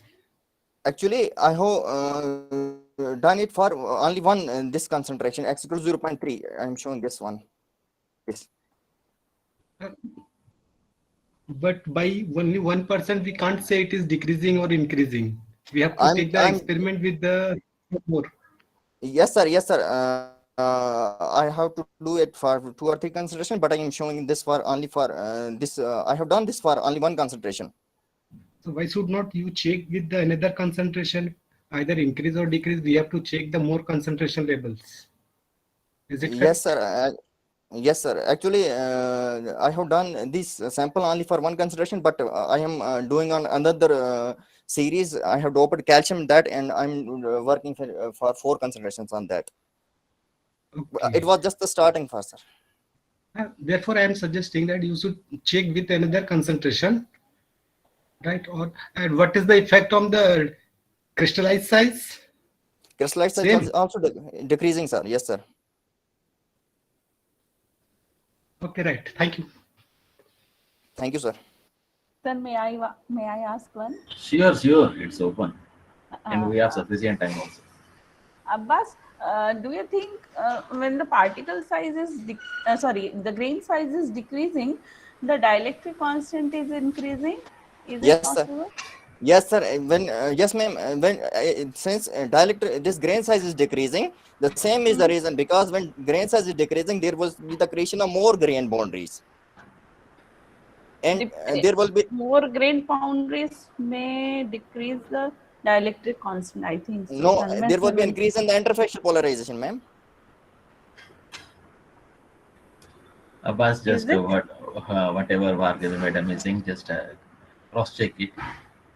I can No, show you. Just let me finish first.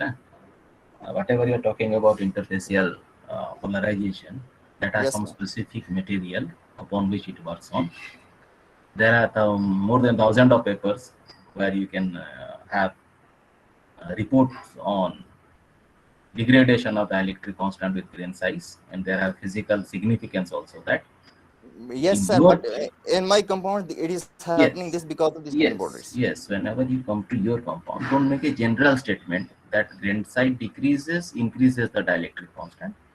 Rather, you explain with respect to your composition that why in your interface polarization will occur. Yes, sir. Why interface polarization will occur in your material? Since there are the grain boundaries. I can make any grain boundaries. Do you believe that nanoparticles shows high dielectric constant than the bulk sample? Since this compound is the polar dielectrics, it would have that interfacial polarization, sir. Okay. Just suggestion is that just go to literature and have some, just read some paper on JAP and PRB. There are so many good papers. Sure, sir. Sure, sir. Sure. Okay. What is the sample synthesis route? Solid state reaction, sir. Then I can definitely say whatever crystallite size and grain size you are showing, it is absolutely wrong. Solid state reaction route will never give nanoparticle. Yes, sir. You know that, and you showing your grain size to be 296 nanometer. Do you Yes, sir. believe that? But I have obtained these results, sir. And these whole series are showing the particle size in the same from literature. This whole series are neither ND for if we in this range, sir. I hope you know what are the different method of preparation of nanoparticles. Yes, sir. Chemical routes are there.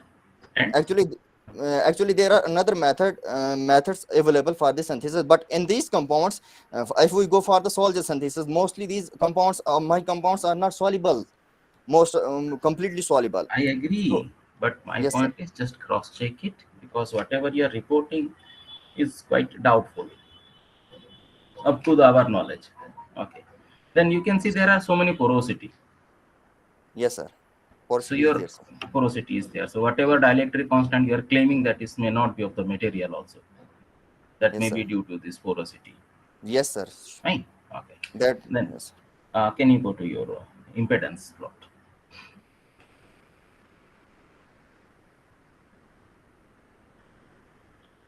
Okay. My first concern is you have taken low temperature dielectric and impedance. Yes, sir. Which instrument you have used?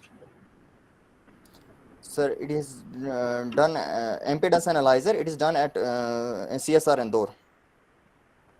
So as I can see, it is the Kelvin is around 75 or 77. Hopefully, then you must have used liquid nitrogen. Yes, sir. It was liquid nitrogen available at that time at the CSR Indore, sir. Okay. Have you ever seen any plot with respect to temperature versus impedance? Temperature versus impedance? Yeah. No, sir. No, sir. This is what I've done, sir. Then look, the nature of the curve, what you are showing, it should be impedance versus frequency. This one, Isn't sir? it? Yeah. Your x-axis of this first plot. Yes, sir. It's temperature, na? Yes, sir. Temperature. It is temperature, sir. So Z prime is a function of frequency or time This is or field. Third graph is impedance versus frequency, sir. I'm talking about the first graph. First graph is impedance You have versus plotted temperature at different frequencies. temperature. Okay. Why this is occurring? This is decrease in the impedance. This is actually the semiconducting material. Okay. Yes, sir. No. What conclusion you are drawing out of it? This semiconducting nature, sir.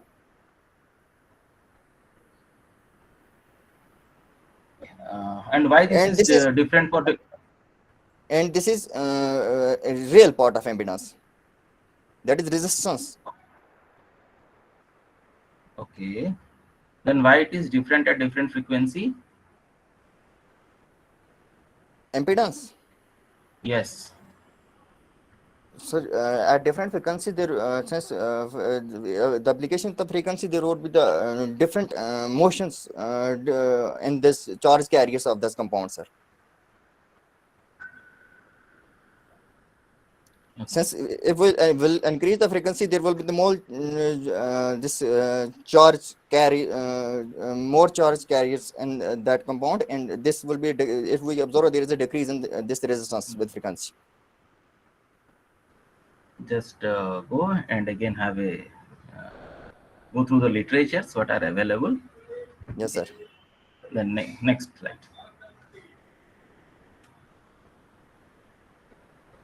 There is another slide, hopefully, I think, where you have shown your result.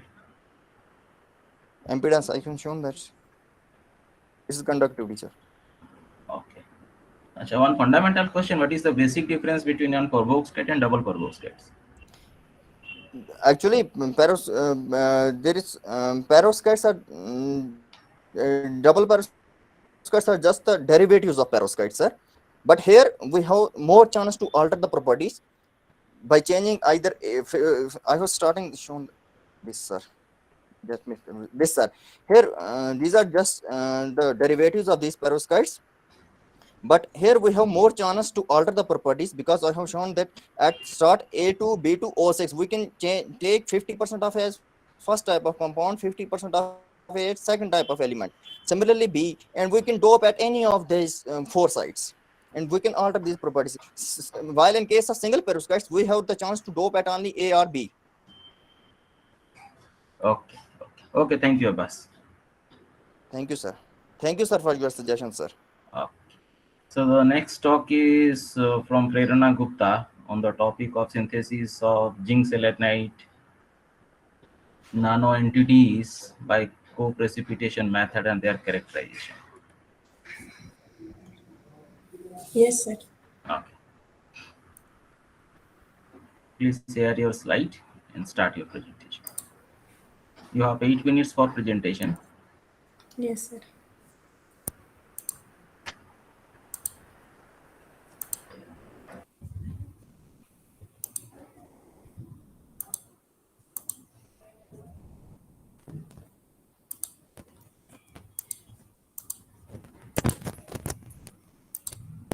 Sir, is it visible? Yes. Just make it full screen. Yes, sir. Yeah, it's visible. Carry on. Good morning to everyone. I am Prerana Gupta from Dr. Hari Singh Gaur University, Sagar. My presentation of my topic is synthesis of zinc selenide nano entities by co-precipitation method and their characterization. So these are the overviews of my topic, and this is introduction. As we know that nanostructure are the material which is in the range of 1 to 100 nanometer range, and nanostructure are have unique physical, electrical, chemical properties because of size tuned, and it has the many structures like nanowires, nanotubes, nanofiber, and quantum dot, and so on. And in this work, we mainly focus on the synthesis and characterization of zinc selenide nano entities in the mild reaction condition. So why we have chosen zinc selenide? Because it has a wide band gap of 2.7 electron volt and large exciton binding energy of 19 MeV, and it can be used in many applications like solar cell, photocatalytic activation, LEDs, and biomedical applications. In this work,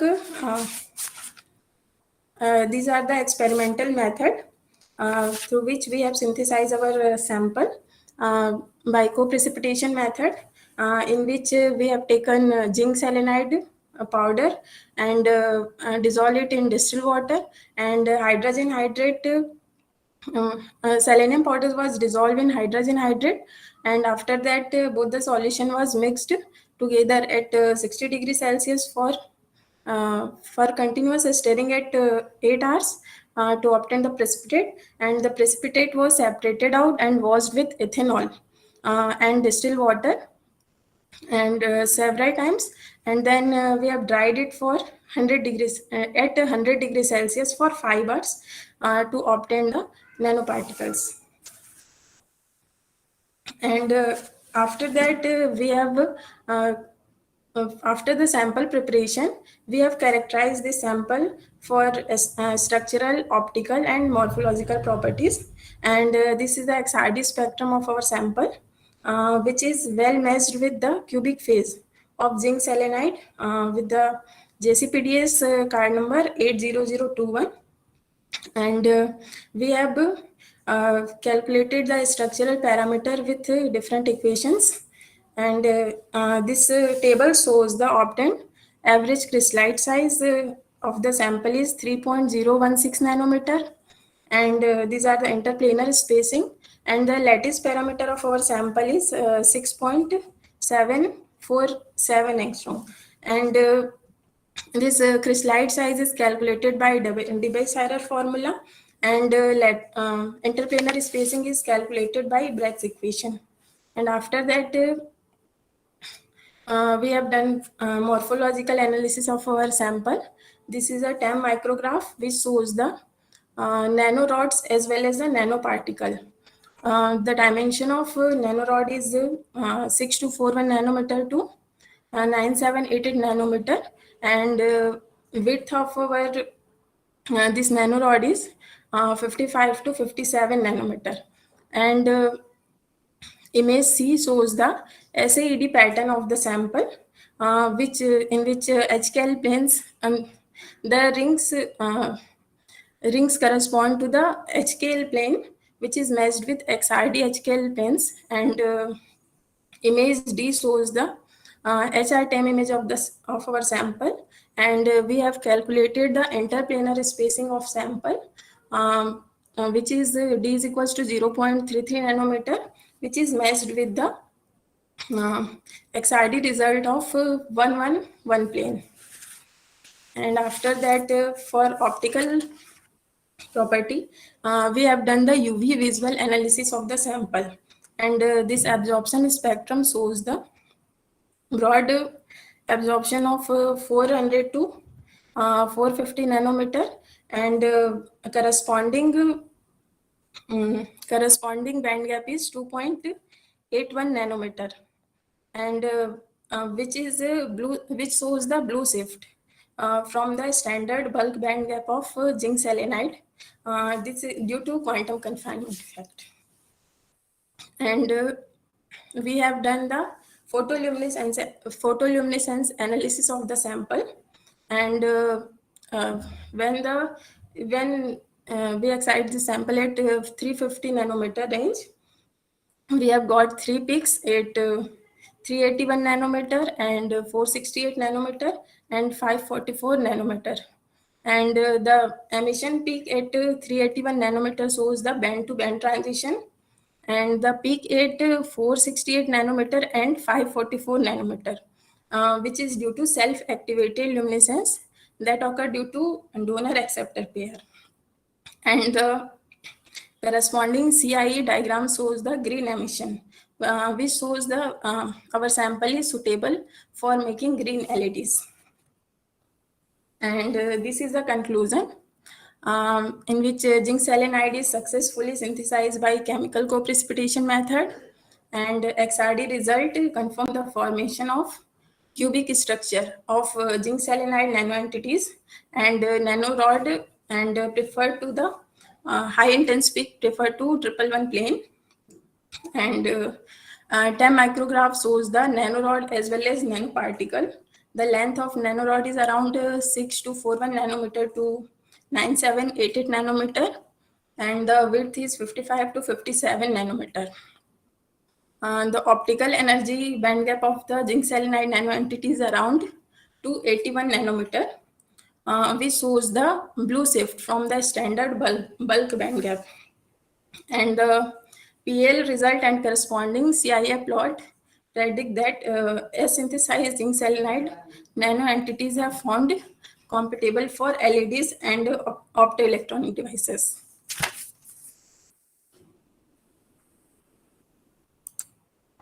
Okay, thank you, Dipti.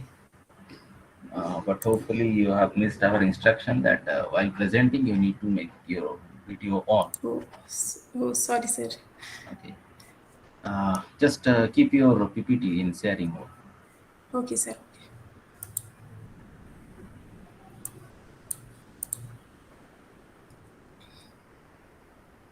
This presentation is now open for discussion. Participants, those who want to interact.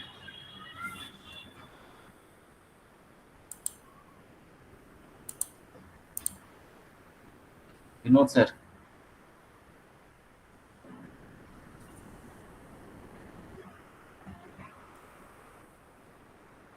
Vinod sir. Yes, sir. Yes, sir. Could you please interact with the student?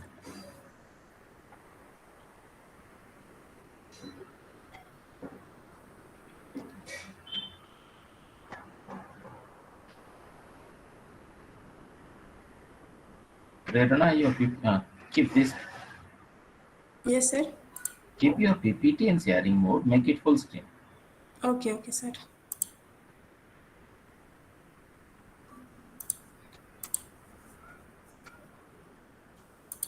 Sir, is it visible?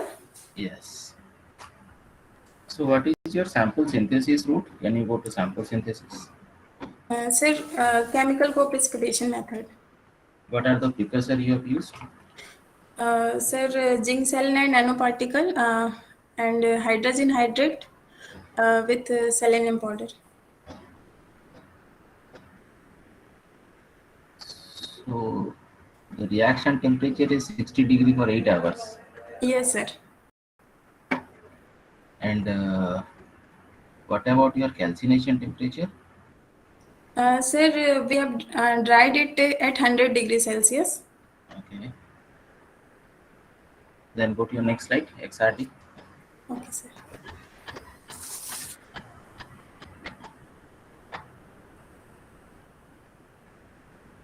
Okay, you got very distinct and clear pics, but when we are matching with your JCPDS, Yes, sir.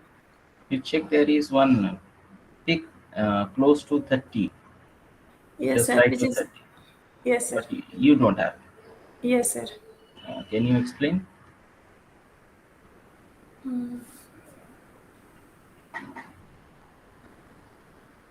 Sir, I have no answer for it.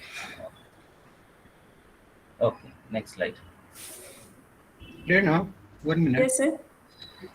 In this XRD, there is an XRD spectra, please. Yes, sir. It is the 220 plane, second one, around 45 degree. Yes, sir. 220, it is 220 or 202? Sir, it is 220 plane. Why not 202? Sir, actually, 002 plane obtained in hexagonal structure of zinc selenide. Because all HKL values are even numbers. Yes, sir. Sir, it is a cubic structure. So. Because randomly there is a 220, then 222, then 400, all are even number, and the first one is the last, the odd numbers. Yes, sir. In cubic structure, the HKL plane, both odd and even number. For all cubic? Yes, sir. Is it? For zinc selenide cubic structure. For your sample. And why don't you choose the another method compared to your own method? Why this one is the reliable method? Yes, sir. It is a simple and cheap method. And we can... Reda, only by these two factors, simple and cheap method? No, sir. We have tried it another method also. What are the another methods? Sir, hydrothermal method. Hydro. Why don't you choose solid state method? I think in that case it will be better pick for this sample. Sir, we have not tried it. Please check it for the solid state method. Okay, sir. For your own single ZNS sample. Okay, sir. Thank you. Okay. Can you go to your next slide?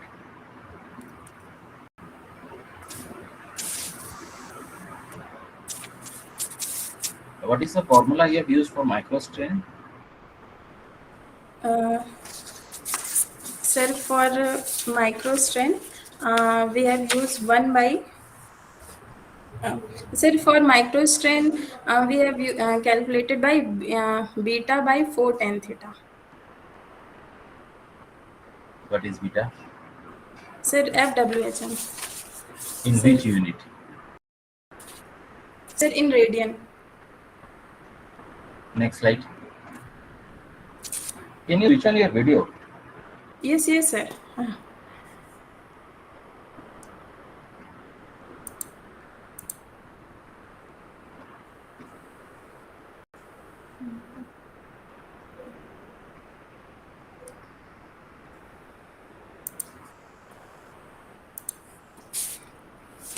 Yeah. Now share your slide. The slide is Yes, not. sir. Yes, sir. Yes, sir. Make it full screen. Okay, sir. So how did you get confirmed about in the term that this is the 111 plane? Sir, we calculated the interplanar spacing by image J, and we got 0.33 nanometer.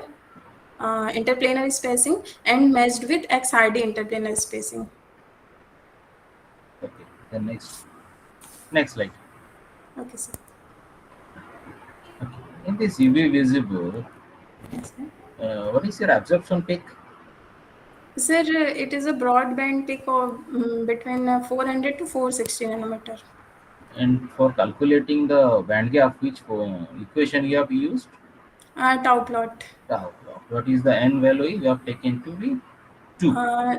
Sir, yes, sir, 2 for Why? direct band gap. Why you have taken the power n to be 2?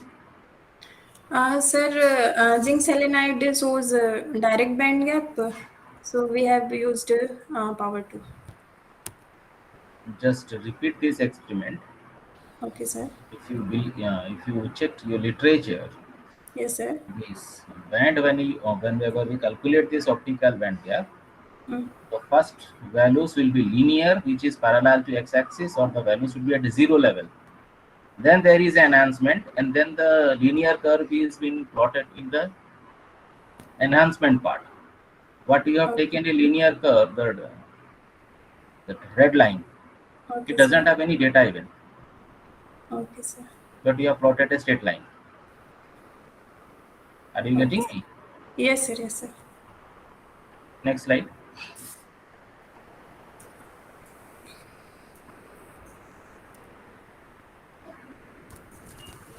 Okay, this is the PL spectra. So which color it is showing basically? Sir, green color. And what is the color purity? Sir, we have not calculated color purity. Okay then, thank you. Okay, sir. Thank you, sir. Dipti, can you hear me? Dipti Sahu? Yes, sir. Sir, I'm ready for presentation. Great. Okay. So the next talk is from Dipti Sahu on the topic of study on optical and structural property of samarium dope, lithium, strontium, calcium, silicate, phosphor. So Dipti, it's over to you.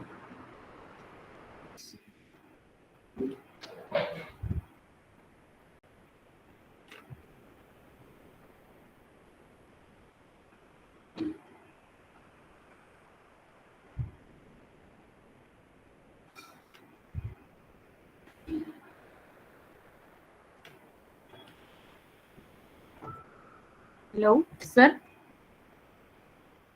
Yeah, Dipti, it's clearly visible and you are clearly audible. So carry on. My name is Dipti Sahu, research scholar, SAS in Physics and Astrophysics from Pandit Ravisankar Shukla University, Raipur. Today I am going to present on a study on optical and structural properties of Li4, SrCa, SiO4, twice SM doped phosphor. These are contents. And first I'm talking about light. Light is the one of the form of energy. To create another form of energy must be supplied. There are two common ways to emission of light. First is incandescence and second is the luminescence. Incandescence is the light form of heat energy. If we heat something to a high enough temperature, it being glow red hot. That is luminescence. For example, tungsten filament bulb, burning wood, coal, burning wax. And the second is luminescence. Luminescence is the spontaneous emission of light by a substance not resulting from heat. It is the form of whole body radiation. It is caused by chemical reaction, electrical energy, and subatomic motion. For example, LEDs, firefly, compact fluorescent lamp, fluorescence in animal can go. And luminescence, when electronic state of solids are excited by some external source of energy, it will produce light. That is luminescence. When it is a transition place takes place times 10 to power minus 10 8 seconds, that is fluorescence. When emission takes place time greater than 10 to power minus 8 seconds, that is fluorescence. Phosphor. The solid material which exhibit the phenomena of luminescence are called luminescence material or phosphor. Phosphor is made up of host material, activator, and co-activator, where the host material are sulfide, phosphate, borate, aluminate, and silicate. And the rare earth and tungsten metal are used as activator and co-activator for desired emission color. Why silicate-based phosphor? There are wide variety of phosphor such as silicate, aluminate, oxide, nitride, oxynitride, halide, sulfide, borate, phosphate. But I choose the silicate-based phosphor just because of their high bright emission intensity and better optical property, and the excellent water resistant property in compared to other phosphor. Method of synthesis for this synthesis method, we use a solid state reaction method. In this method, all the compound are in powder form, and all these samples, all these compound are weighed in stoichiometric ratio and mixed with the help of acetone and agar mortar pestle and grind thoroughly and homogeneously. And this powder transferred to the aluminum crucible and put on the furnace for precalcination at 600 degrees Celsius for 5 hours and firing for the 900 degrees Celsius for 12 hours. And after firing, we again crush and grind the sample, and final powder is our phosphor. XRD analysis for crystallinity and phase purity of the prepared phosphor was examined by XRD analysis. This is figure shown the XRD pattern of pure and SM doped phosphor.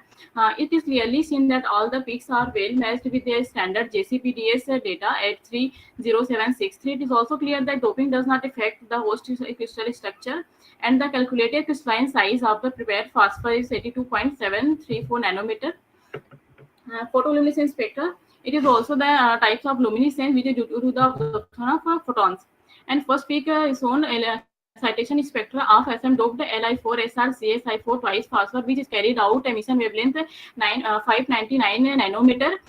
When the and on the irritation, SM ion are excited by ground to excited various excited state, and hence the produce various excited peak, which is located in UV range, that is 345 nanometer, 362 nanometer, 375 nanometer, 404 nanometer, and the 420 nanometer. Here we found the maximum intensity is 40 nanometer. And the second peak of shown the emission spectra of Li4SR CSI4 phosphor.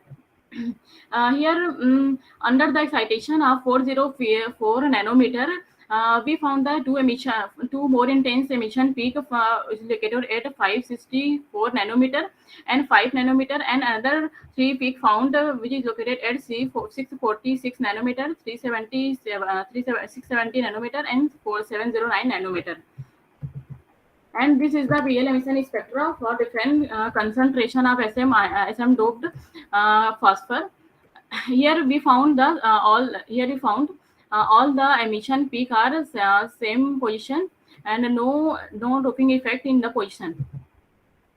And the CI chromicity diagram for Li4SR CFR SM doped phosphor, and these are the CI coordinate for a different concentration. And we found these points are in orange region. Orange red region. And conclusion, in this work, SM doped Li4SR CSF phosphor were successfully synthesized by high temperature solid state reaction method. And the XRD analysis is the order of phase identification result revealed that all the phosphor are well matched with their standard JCPDF, and no any effect of doping is observed on crystallinity of host. Photoluminescence study of this phosphor revealed characteristic fix 564, 599, 646, and 70 nanometer due to 6G5/2 to 6H5/2 transition, and 6G5/2, 6H7/2 transition, 6G5/2, 6H9/2 transition, and 6G5/2, 6H11/2 transition. And the calculated CI chromicity coordinate is revealed that doping of SM causes the color thermometer from orange to red region. And thank you. Thank you, Dipti. Yes, sir. So before allowing other to ask, keep the slide in sharing mode.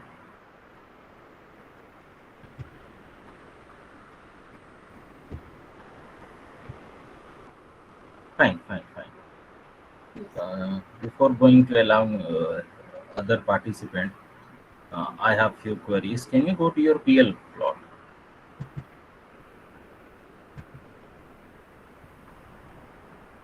Yes, sir.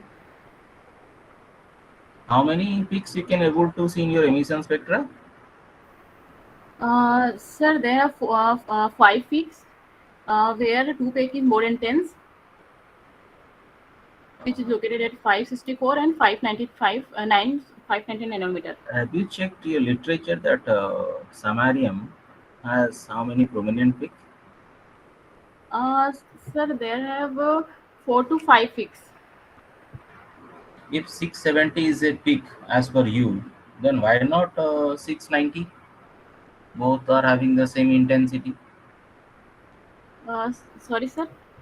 You have marked there is one peak of 670 nanometer, Yes, sir. and that you are also considering as a peak. Yes, sir. Then why not the next one? That is Uh, also having the same intensity, even more intensity than close to 670. Sir, according to previous literature, I am only mentioned the 670 nanometer. No, literature is on the basis of sample synthesis and purity of the sample. Your sample may not be pure. That's why you are might having so many excitation peak. Are you getting me? Sorry, sir. If you have Hmm. a sample which is not in pure phase, Hmm. then you might have different spectra Yes, sir. than only representing those which are available in literature and not mentioning other. That doesn't give a scientific result. Then go Sorry. to your next slide. Next slide. You don't have a x-axis, you don't have a y-axis. Keep on the previous slide. Where is your indexing? Where is your x-axis and y-axis? Sir,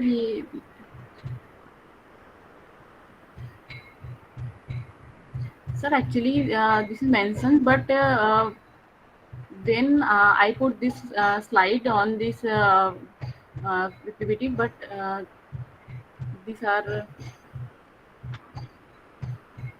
not present.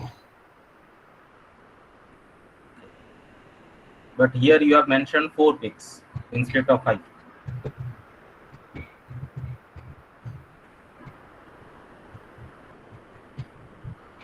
Okay.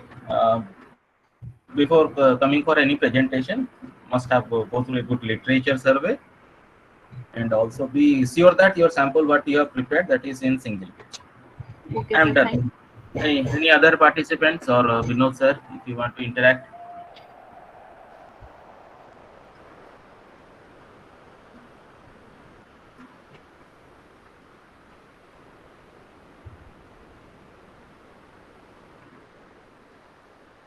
Dipti, Yes, sir.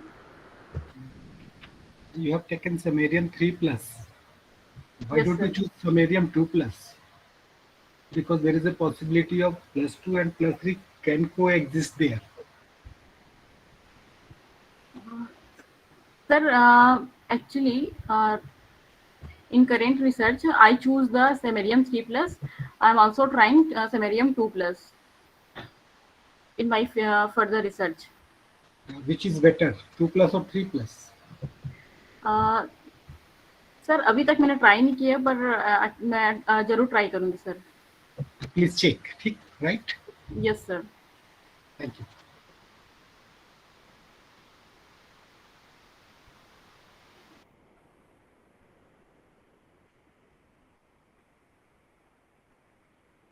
Okay, Dipti. Thank you for your presentation. So Bhargavi अभी tea break लेना है कि continue करें? Sir continue कर सकते हैं, अवधिया madam नहीं है यहाँ. कर सकते हैं सर, कंटिन्यू कर लेते हैं, पार्टिसिपेंट्स तो हैं अभी already joined. Then the next talk is by Pushpanjali Patel on the topic of investigation of structural and optical property of copper selenide nanoparticles. Pushpanjali, Yes. are you there? Yes, sir. Okay, great. Then share your PPT and start your presentation and keep your video on. Sir, actually, once I denied the video, more than now I am unable to on it, sir. Once Sir, you denied the camera, na, you yes, go sir. to your setting and you can allow the camera. Sir, multiple time I tried it, but I'm not able to do it, sir. Okay, fine. Sir, is that my screen is visible to you? Completely visible, and your voice is absolutely clear. 1 second.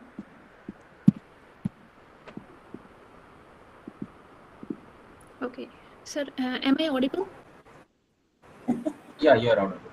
Yeah. All right. Good afternoon, everyone.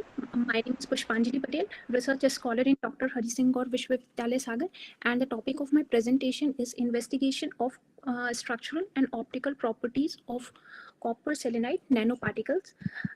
So these are the outlines which I'm going to cover in my presentation. Sir, am I audible? Hello?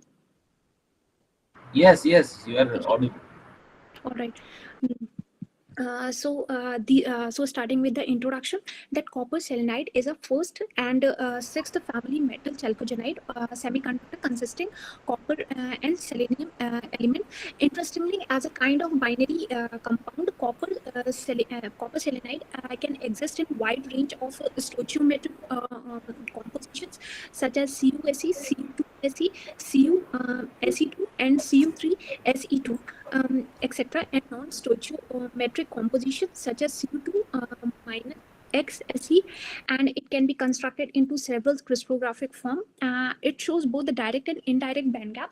So in a direct band gap, it comes in a range from 2.1 to 2.7 electron volt, and for indirect band gap, it comes in 1.1 to 1.7 electron volt, and it totally depend on the compositions, and these compositions play an important role in exhibiting distinct characteristics and influence physical, chemical, biological, and optical properties.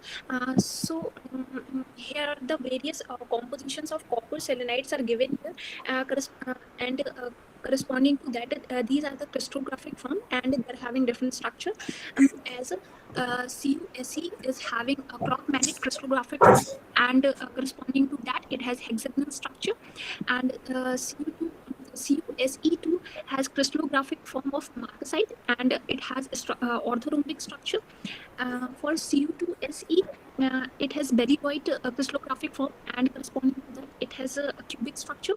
For Cu3Se2, unmagnetite crystallographic form, and corresponding to that, it has a tetragonal structure. And for Cu2 minus Se, it has a beryllinite crystallographic form, and corresponding to that, we are having a FCC structure. And for Cu1.8 Se, we are having clock magnet crystallographic form, and corresponding to that, we are having a cubic structure. And it shows a wide application in electronics and optoelectronic devices such as solar cells, superionic conductor, photodetector, electrochemical capacitor, thermoelectric conversion, quantum dot, photoelectrocatalyst, and etc. So here I synthesize pure form of copper selenide by co-precipitate method. So here copper and selenium metal powder were mixed in 60 ml of ethylene diamine for 10 hours at in a conical flask at 70 degrees Celsius temperature in a magnetic stirrer at 100 RPM speed, and the prepared sample, and after 10 hours, the prepared sample was washed 5 or 6 times by DI water, and at the last it was washed with the ethanol, and then it dried in a open atmosphere at 80 degree for 8 hours, and the sample was ready for the characterization. So here I have done the characterization of X-ray power diffraction, which is used to determine the crystallographic structure of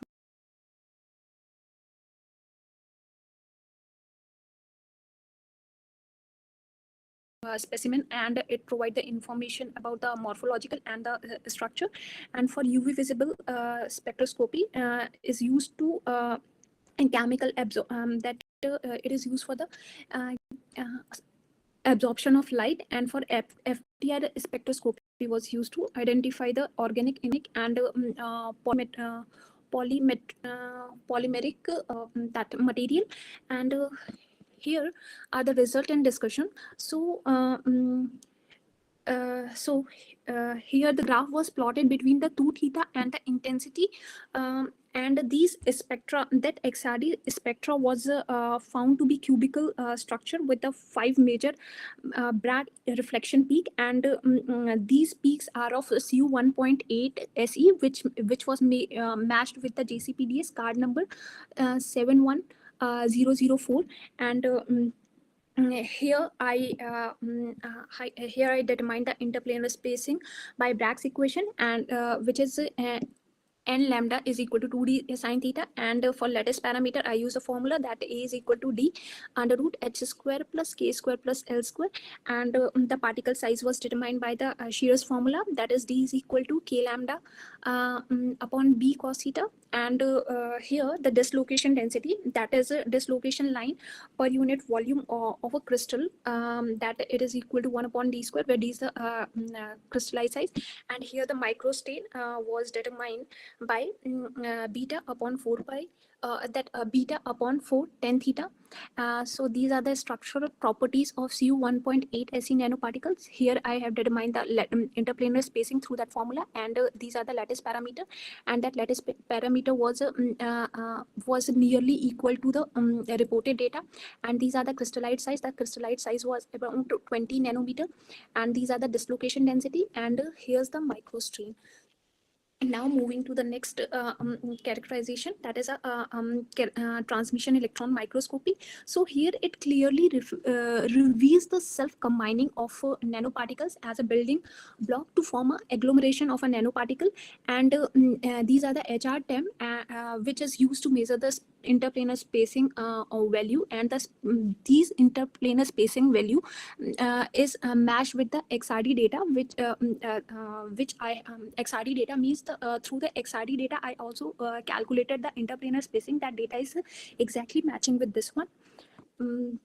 Now coming up to the UV visible spectra, so it shows the development of band structure, which was recorded from 300 to 900 nanometer in range, and the graph was shows the broad absorption region from 350 to somehow 600 nanometer, and it comes in a visible region, and here was a relation that absorption coefficient versus a photon energy, that is that equation is known by tau equation, which is alpha h nu is equal to a h nu minus e and to the power n. Here alpha is absorption coefficient, h is Planck constant, nu is photon frequency, and is proportionality constant, e is that optical band gap of energy, and here this material is showing the indirect band gap. As I already told you that it is showing both the direct and indirect band gap, but at this particular time it is showing an indirect band gap only, so its value is 1.1 electron volt, and this value is matching with the reporting data. Now coming up to the Fourier transformations spectroscopy. So these are the in this Fourier spectroscopy, that functional group and the structuring material was there.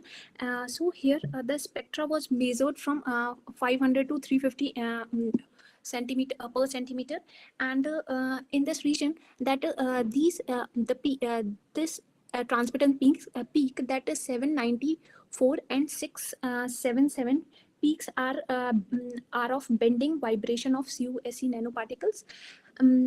So the conclusion of my presentation is that we have successfully synthesized the highly crystallite Cu 1.8 Se nanoparticle by co-precipitate method, and here the XRD confirms the cubic phase of CuSe nanoparticle, and the particle that average particle size was around 20 nanometer, and TEM image confirms that the synthesis of random nanoparticle, and these particles are shows the agglomeration, and the particle was roughly are of 20 nanometer size, and the optical band gap of Cu 1.8 Se nanoparticle was around 1.1 electron volt, and here FTI study shows the CuSe band vibration near 794 to and 677 per centimeter. These are the references, and thank you. Thank you, Puspanjali. Yes, sir. Now this is open for discussion, so keep your slide open. Yes, Keep sir. your slide in sharing mode. Any of the participants who want to interact?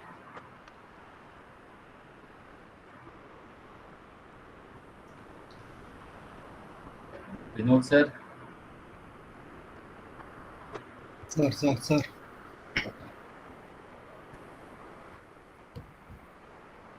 Puspanjali, in your conclusion, you told your sample is highly crystalline. Yes, sir. Last slide. Yes, sir.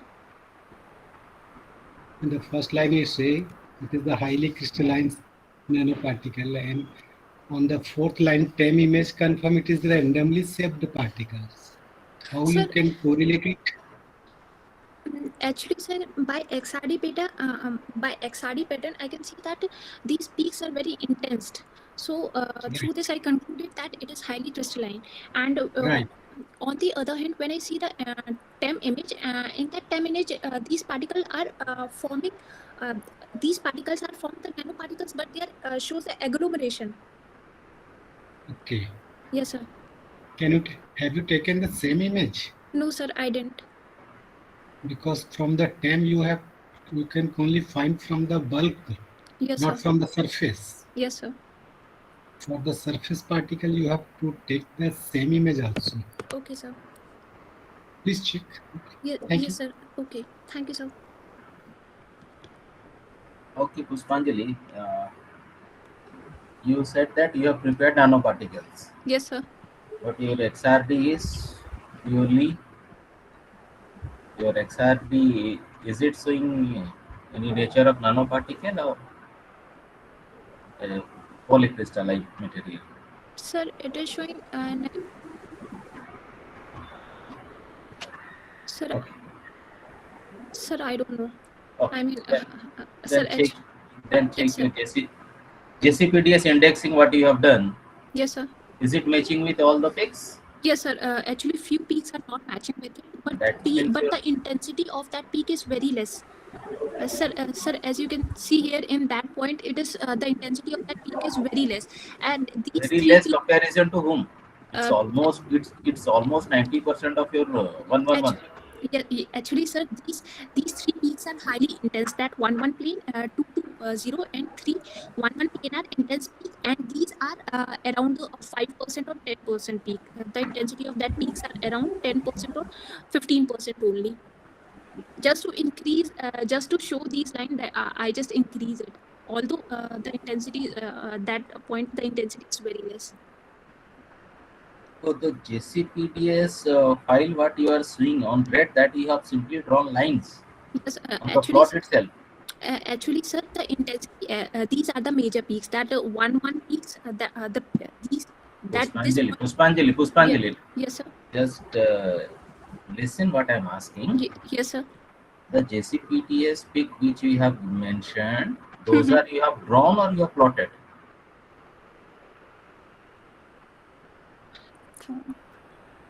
Okay, leave it. Go to the next one.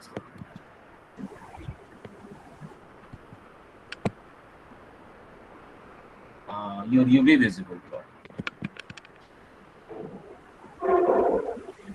Do you believe whatever linear plot you have drawn, that is absolutely right?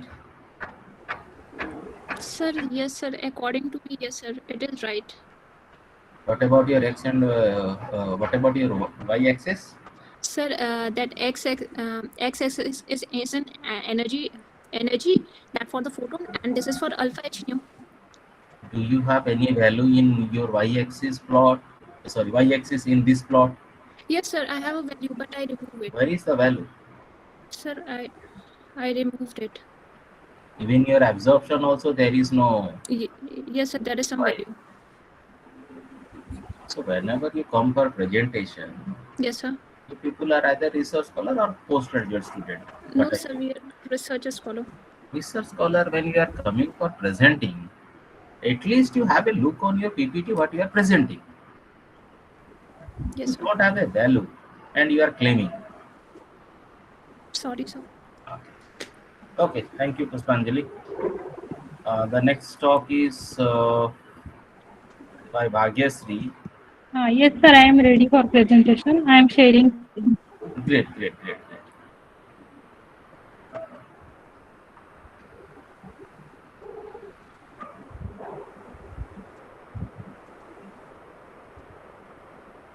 Sir, is it visible? Presentation is visible? Yes, yes, yes. Yes. Good afternoon. I am Bhagyesh Dale. Topic of my presentation is band gap engineering, an important approach for photovoltaic application. This is review.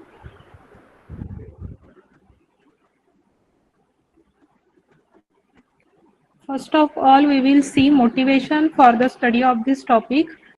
We know that global demand of energy is increasing day by day, and it is satisfied through non-renewable energy sources such as coal, but their stockpiles are limited and their use causes pollution. Key solution to this problem is the use of renewable energy sources.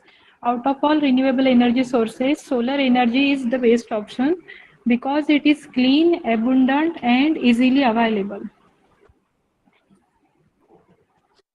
Next is the introduction. Solar cell is a device which converts energy of light into electricity. This photovoltaic technology is dominated by silicon, but its manufacturing cost is high and it causes carbon emission. Hence, the organic material is predicted as good alternative material because it shows several advantages. Then band gap. Band gap is the distance between the valence band and conduction band. It represents minimum energy required to excite an electron to conduction band. In metal, there is no band gap. In semiconductor, there is small band gap. And in insulator, there is large value of band gap. Then history of band gap research. Before 2005, wide band gap material were studied for photovoltaic study. This material shows nearly 5% photovoltaic conversion efficiency. But as per this Shockley-Queisser model, the EG value should be in the range of 1.1 to 1.3 electron volt. Hence, the considerable effort were taken to reduce the band gap, and thus photovoltaic conversion efficiency was raised from 5 to 12% by using P-type material. In 2017, nearly 17% photovoltaic conversion efficiency was noted using N-type material in photovoltaic cell. Thus, the narrowing band gap was reported in the history of band gap research to obtain the high photovoltaic conversion efficiency. There are several advantages of narrowing band gap. First advantage is that IR photon can be utilized and short circuit current can be increased. Second advantage is that HOMO-LUMO energy difference can be reduced and open circuit voltage can be reduced. Third advantage is that red-shifted absorption in the visible region can be obtained. Then these materials is useful for photovoltaic cell, and by reducing the band gap, we can increase the photovoltaic conversion efficiency. The two remarkable modification strategies band gap engineering are the variation of particle size and chemical doping. The band gap is inversely proportional to the particle size. Hence, by varying the particle size, we can adjust band gap. And second, we know that the property of composite material is different as compared to their constituent, and hence by chemical doping, we can modify band gap. This is a previously published work. In this published work, I have done such a study. Here we can observe that band gap of composite is different as compared to their constituent, and photovoltaic conversion efficiency of composite is found to be good as compared to their constituent. Hence, the doping is proved as a good method for band gap engineering.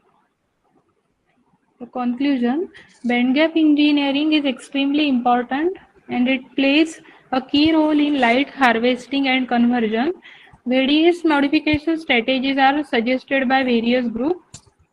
Out of the various strategies, reduction of particle size and chemical doping are predicted as powerful method And but to overcome the technical problem in large scale production, the many more work is needed. These are references. Thank you.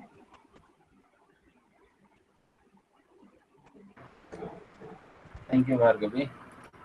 Now Thank you, this sir. presentation is open for discussion. If any participants would like to interact.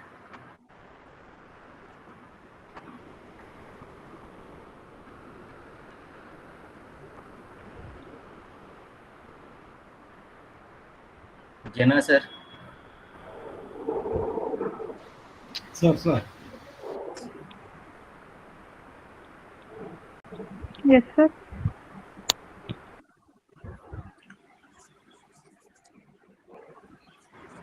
Jena, sir will interact. Just wait. Yes, sir. Bhagesri, Yes, sir. band gap engineering, you told the good topic. Yes, sir. What is the message for the new research scholar in field of semiconductor? Why they should choose the band gap field material? Yes, sir. If we properly design the material, means proper combination of different nanoparticle gives us such a material which is capable of absorbing light, which is easily available on Earth. Means yellow light, means the light which is easily available to us should be utilized properly by our material, which is used in solar cell for achieving high photovoltaic conversion efficiency. Not for the newcomer in field of research. Yes. If they want to prepare a semiconductor, what should be there the first criteria to choose the material which has a good band gap in order to enhance the semiconductor nature? Yes, sir. What do you think? What should be the first criteria? Which types of material they should choose? Sir, graphene based material we can use. Graphene, metal oxide, polymer based composite we can use with proper particle size, which can be, it will be good for photovoltaic use. Because in that recent area, graphene materials are used in varying concentration. Yes, sir, but we can use graphene for photovoltaic application also. Because much more papers are there on the graphene doped particles. Okay, thank you.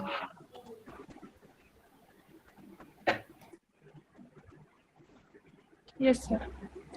If we add graphene, then photovoltaic efficiency increases considerably. Always. It means I am doing this work for my PhD, and it is my observation. No, you have done work on that sense. Therefore, I am asking. Yes, sir. If a new student want to choose the material, what is their first criteria to choose this one? Proper selection of material. Proper selection of material is necessary. Then the particle size and band gap engineering will be useful. Okay, right. Thank you. Thank you, sir.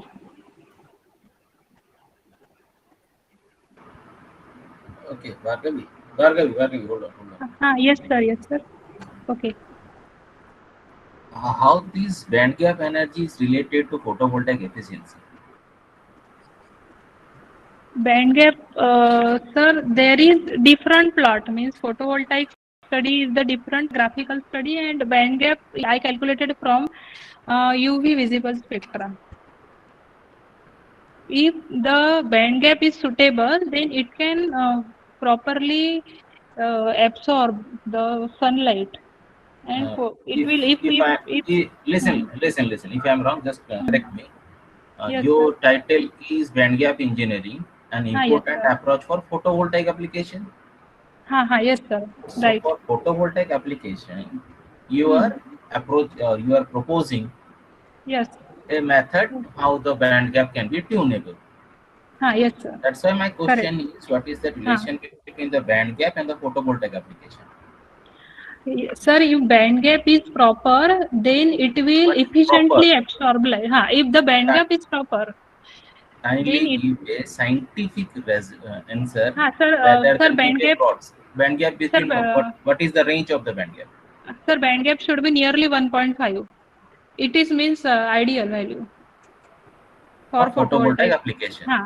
For photovoltaic, it should be nearly 1.5. And if we use the good combination of material in nanocomposite and we adjust the band gap nearer to the 1.5 electron volts, then it will efficiently absorb the light and the photovoltaic conversion efficiency will be good. What is the absorbance coefficient should be? I can design a material whose band gap is 1.5, fine. But the Nearly absorption coefficient, 1.5.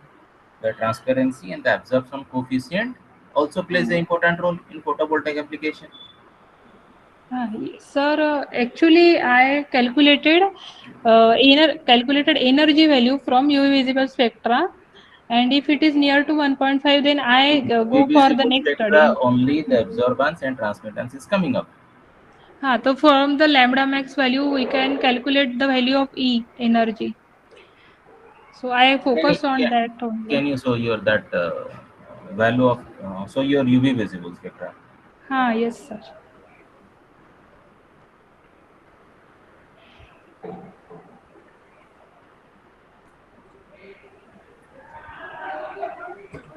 Oh, you have already stopped sharing. Okay, fine. Thank you, sir. Thank you, Bhagyasri. Then Devendra, are you there? Thank you. Present. Yes, sir, I am present. Okay, then just share your screen and start your presentation. Okay, sir. Thank you, sir.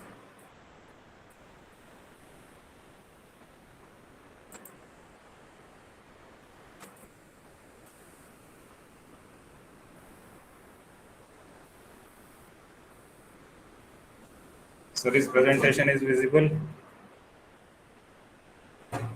Yeah, just make it full screen. Absolutely fine, and you are clearly audible. So go ahead. Okay, my name is Devendra Kumar, research scholar, Gurukul Kamri, deemed to the University Haridwar. And my presenting topic is study the structure, Hall effect, and DC conductivity of CDSC and T-dope CDSC thin film prepared by RF magnetron sputtering method. First of all, I am telling about the introduction part. Solar energy to electrical conversion system have been an attractive and challenging one for science and technological applications. Switch on your video.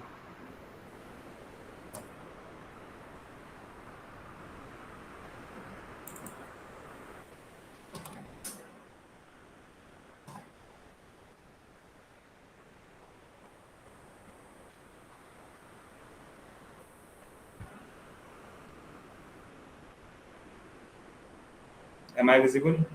Yeah.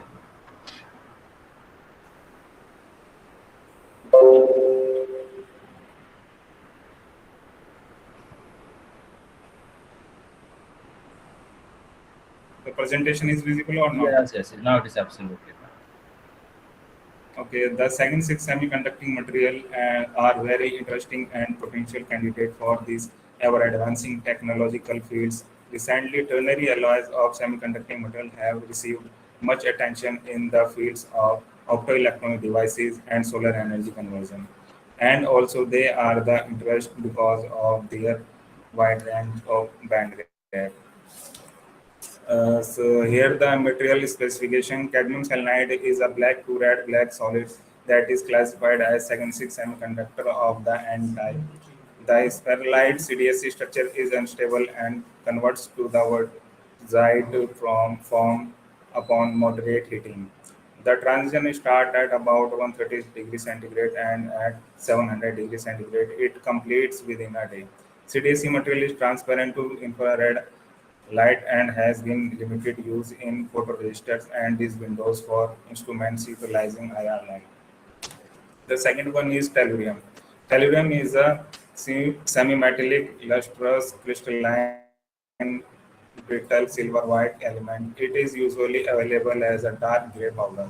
Tellurium is a p-type semiconductor and shows varying conductivity with crystal alignment. Its conductivity increases slightly with exposure to light. The melting point of tellurium is 449.8 degrees centigrade. It is mostly used in alloys with other metals. It is added to lead to improve its strength and durability and to decrease the corrosive action of sulfuric acid. Here is the XRD part. First of all, I am telling about the deposition technique. The sputtering was operated in the presence of high purity 99.99% argon gas atmosphere at the sputtered power 140 watt. Mechanical rotary pump and diffusion pump was used to evacuate the sputtering chamber at high pressure of order 10 to the power minus 6 torque. The pressure was maintained of the order 10 to the power minus 2 torque during the sputtering process. The distance between the sputtered target and the silicon P-type substrate was fixed 20 cm, while sputtered time during the film deposition was fixed 40 minutes to get the desired thickness of thin film. Here is the XRD pattern of CDSC and CDSC-T thin film. Structural property like crystal structure, crystal defects are investigated by XRD. Figure shows the XRD patterns of CDSC thin film. XRD data reveals CDSC thin film exhibited two peaks at 25.65 degree and 69.52 degree. The peak at 25.65 degree is assigned to hexagonal CDSC, having lattice parameter A is equal to B is equal to 4.299 angstrom, C is equal to 7.010 angstrom. A moderate peak of cubic silicon substrate is assigned at 69.52 degree with preferable orientation 400. The second figure shows the XRD pattern of CDSC-T thin film. XRD data reveals CDSC-T thin film exhibits three peaks at 25.62 degree, 69.30 degree and 69.50 degree. The peak at 25.62 degree is assigned to hexagonal CDSC. A high intense peak at 69.30 degree is associated to monoclinic structure of tellurium. A moderate peak of cubic silicon structure is assigned at 69.50 degree with preferable orientation 400. XRD data confirms the doping of tellurium in CDSC thin films.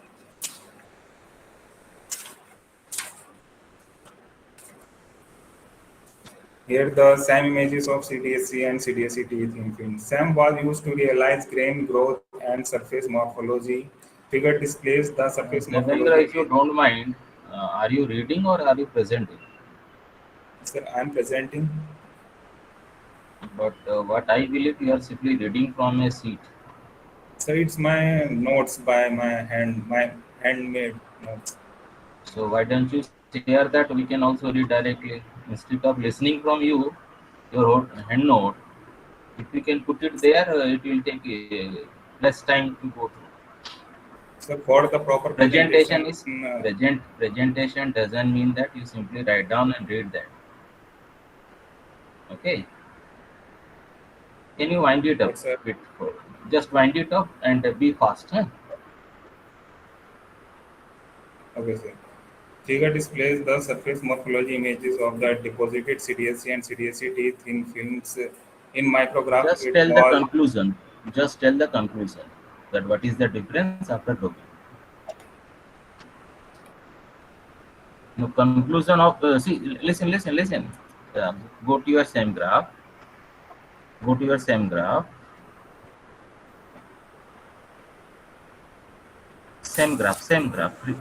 SCM graph. Now simply tell with respect to doping what is the change in the microstructure. In each slide,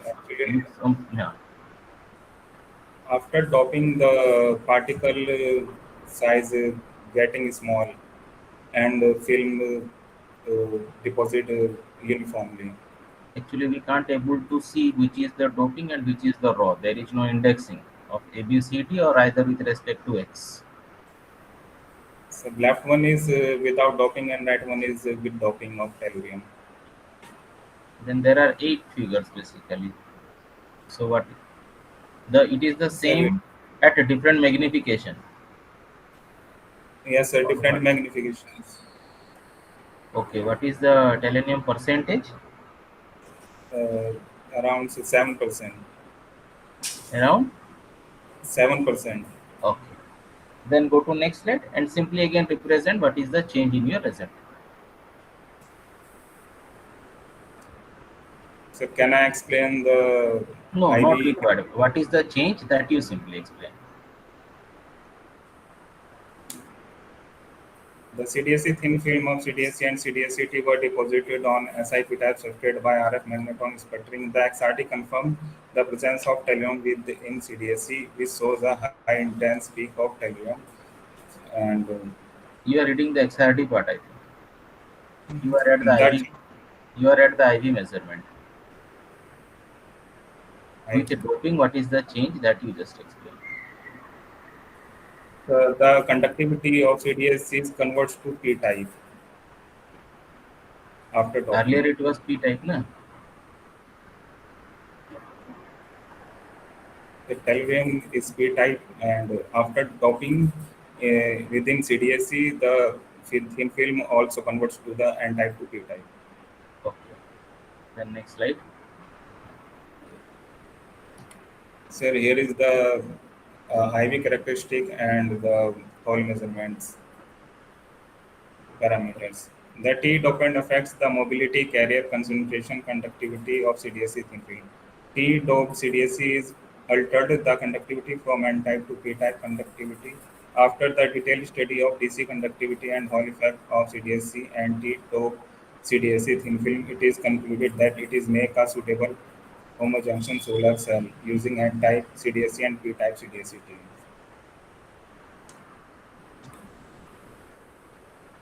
Okay. Just go to your previous slide.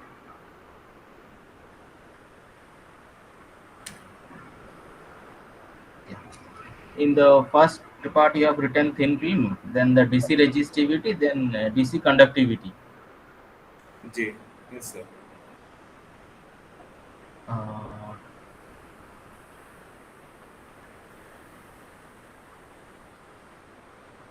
Why you have shown both resistivity as well as conductivity? So these are inversely proportional and okay. Does it have any unit?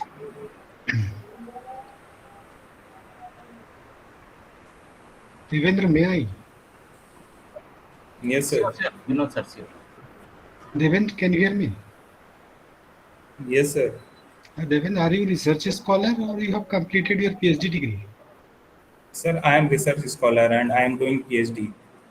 But in your slide, there is no references added. Not a single reference is added there. Number one.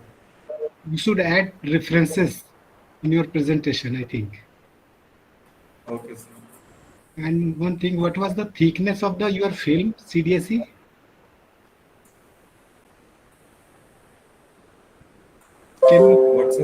Can you let me know about the thickness and band gap of your CDSC film? Sir, thickness around 1500 nanometer and the band gap is 1.7. 1500? Yes, sir. Around 1500 means? It should be exact. It should be exact. Nanometer, sir. No, it should not be around. It should be exact value. Yes, because you have determined the average Hall value, and there is a negative. It shows the CDSC negative value of average Hall value. So there should be the exact value of your thickness. It cannot be a round value. Okay, sir. Because here your average Hall value is negative 1.06. And after doping it becomes positive. So how you can correlate it? So because the dopant of tellurium is P-type, so it converts the CDSC also N to P-type. How much you have added TE? What, sir? How much concentration was added? So the negative 7%. Only 7% or less than, more than? Have you checked? Sir, by weighing machine. Yeah, I'm asking about the up to 7% or more than 7% or less than 7%. because the negative value get converted into the positive, and the Hall conductivity almost decreases 5.48. Hall conductivity decreases and average Hall value also here increases from negative to positive. So what are the values of amount of TE added? 7%. So Yes. 93% is CDSC and 7% is Telegram. It is the one ratio. Another ratio? So I'm working on only one ratio. From one sample you can't say, I think. Yes. Yes, sir. Okay, thank you. Thank you, Devendra. But one more suggestion is that whenever you're writing some physical value, just put your units. Okay. There is no unit in any of your physical parameters.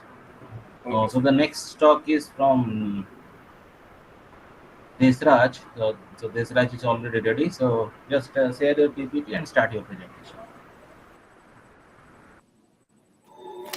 Each presentation is visual or audible? You are audible, but your PPT is not been shared. Okay. My PPT is sharing? No, not yet.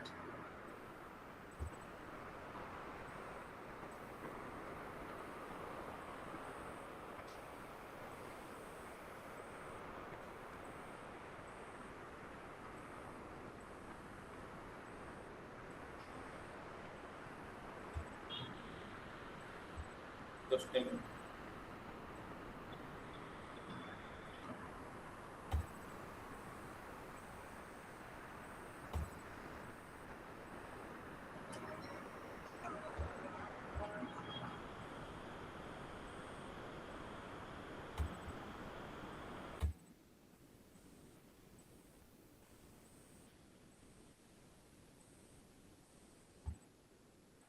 Sir, hello? Sir, Yes. It's presenting is visual? Yeah, just make it full screen. Okay, sir. Okay, thank you.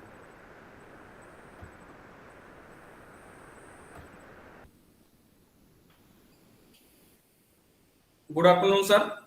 I am Desraj Singh, research scholar of Mahatma Jyotiba Phule Rohilkhand University, Bareilly, and my supervisor is Dr. Jitendra, sir. Today, sir, my topic is Just make it full screen. Just make it a full screen presentation. You are in PPT mode.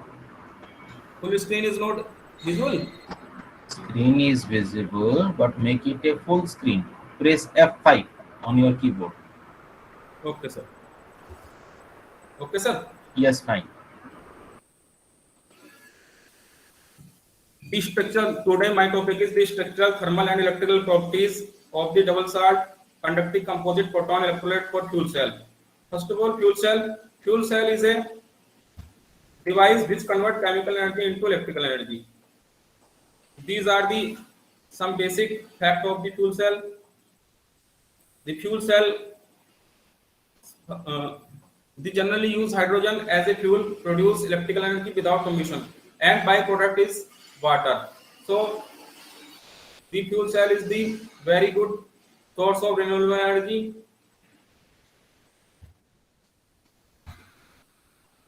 Fuel cell have three components. First, electrolyte, second, gas, and third is the electrode. So we are discussing here electrolyte. There are many types of electrolytes, but we are here discuss phosphoric acid electrolyte, or we can say solid acid. Solid acid compound are made of alkali metal and tetrahydroxy oxygen chains connected to hydrogen bond and have characteristics between those of conventional acid and salt. There are some reaction and some solid acids. Here is transition temperature and related proton conductivity and related reference. We are discussing here CsH2PO4, the transition temperature of the cesium dihydrogen phosphate is 230 degrees centigrade, and ionic conductivity is 2 into 10⁻², Siemens per centimeter. Phosphate based solid acid, the useful a good electronic insulator to prevent short circuit in the cell. Ionic conductivity is related to the 10 power minus 2 Siemens per centimeter. And durability of the fuel cell based on phosphate is very good and easily handling. There are some fuel cell related solid acid and related temperature and method. Can you just go to your work? We are running Yes. out of time. Okay, sir. Just Okay, go sir. to your work. In this work, in the present work, solid acid composite electrolyte, we are presenting here cesium dihydrogen phosphate with sodium dihydrogen phosphate and TiO2. Cesium dihydrogen phosphate is a very good composite electrolyte, but it has some drawback, like it's decomposed near about to 50 degrees centigrade. So the removing of the decomposition, we mix in the CSH2PO4, we can say CDP. Easily we can say CDP. Say the sodium and NH2PO4 SDP. So in CDP, we mix the SDP and TiO2 to remove the decomposition. First of all, how prepare the material? We prepare material from the CH2CO3 and S3PO4. And then we mix in TiO2 and SDP. Using impedance spectroscopy, we investigate the stability and increase the ionic conductivity by the heterogeneous grouping of TiO2 and SDP. And the structural and thermal characterization of CDP, SDP and TiO2, we find out by the XRD, FTR, FPSM, EDX, DJ, DTA and DSC. And here is the some reaction related to this. This is our XRD. This is the CDP, our finding CDP. This is the peak related to our material, and this related to the SDP, and this is the TiO2. So our result is matched with the JCPDS, and some peak is the SAR peak is obtained with the 2 theta values. Here is, and SDP is, and TiO2 is, and which is matched with the JCPDS. Next, and then we TGA, the TGA of the CDP and SDP. CDP decompose, the dehydration of the CDP is near at the temperature 230 degrees centigrade. 230. The graph is fall, and SDP have first, second, and third order of decomposition. So removing the decomposition, we mix SDP and TiO2. Here is we see the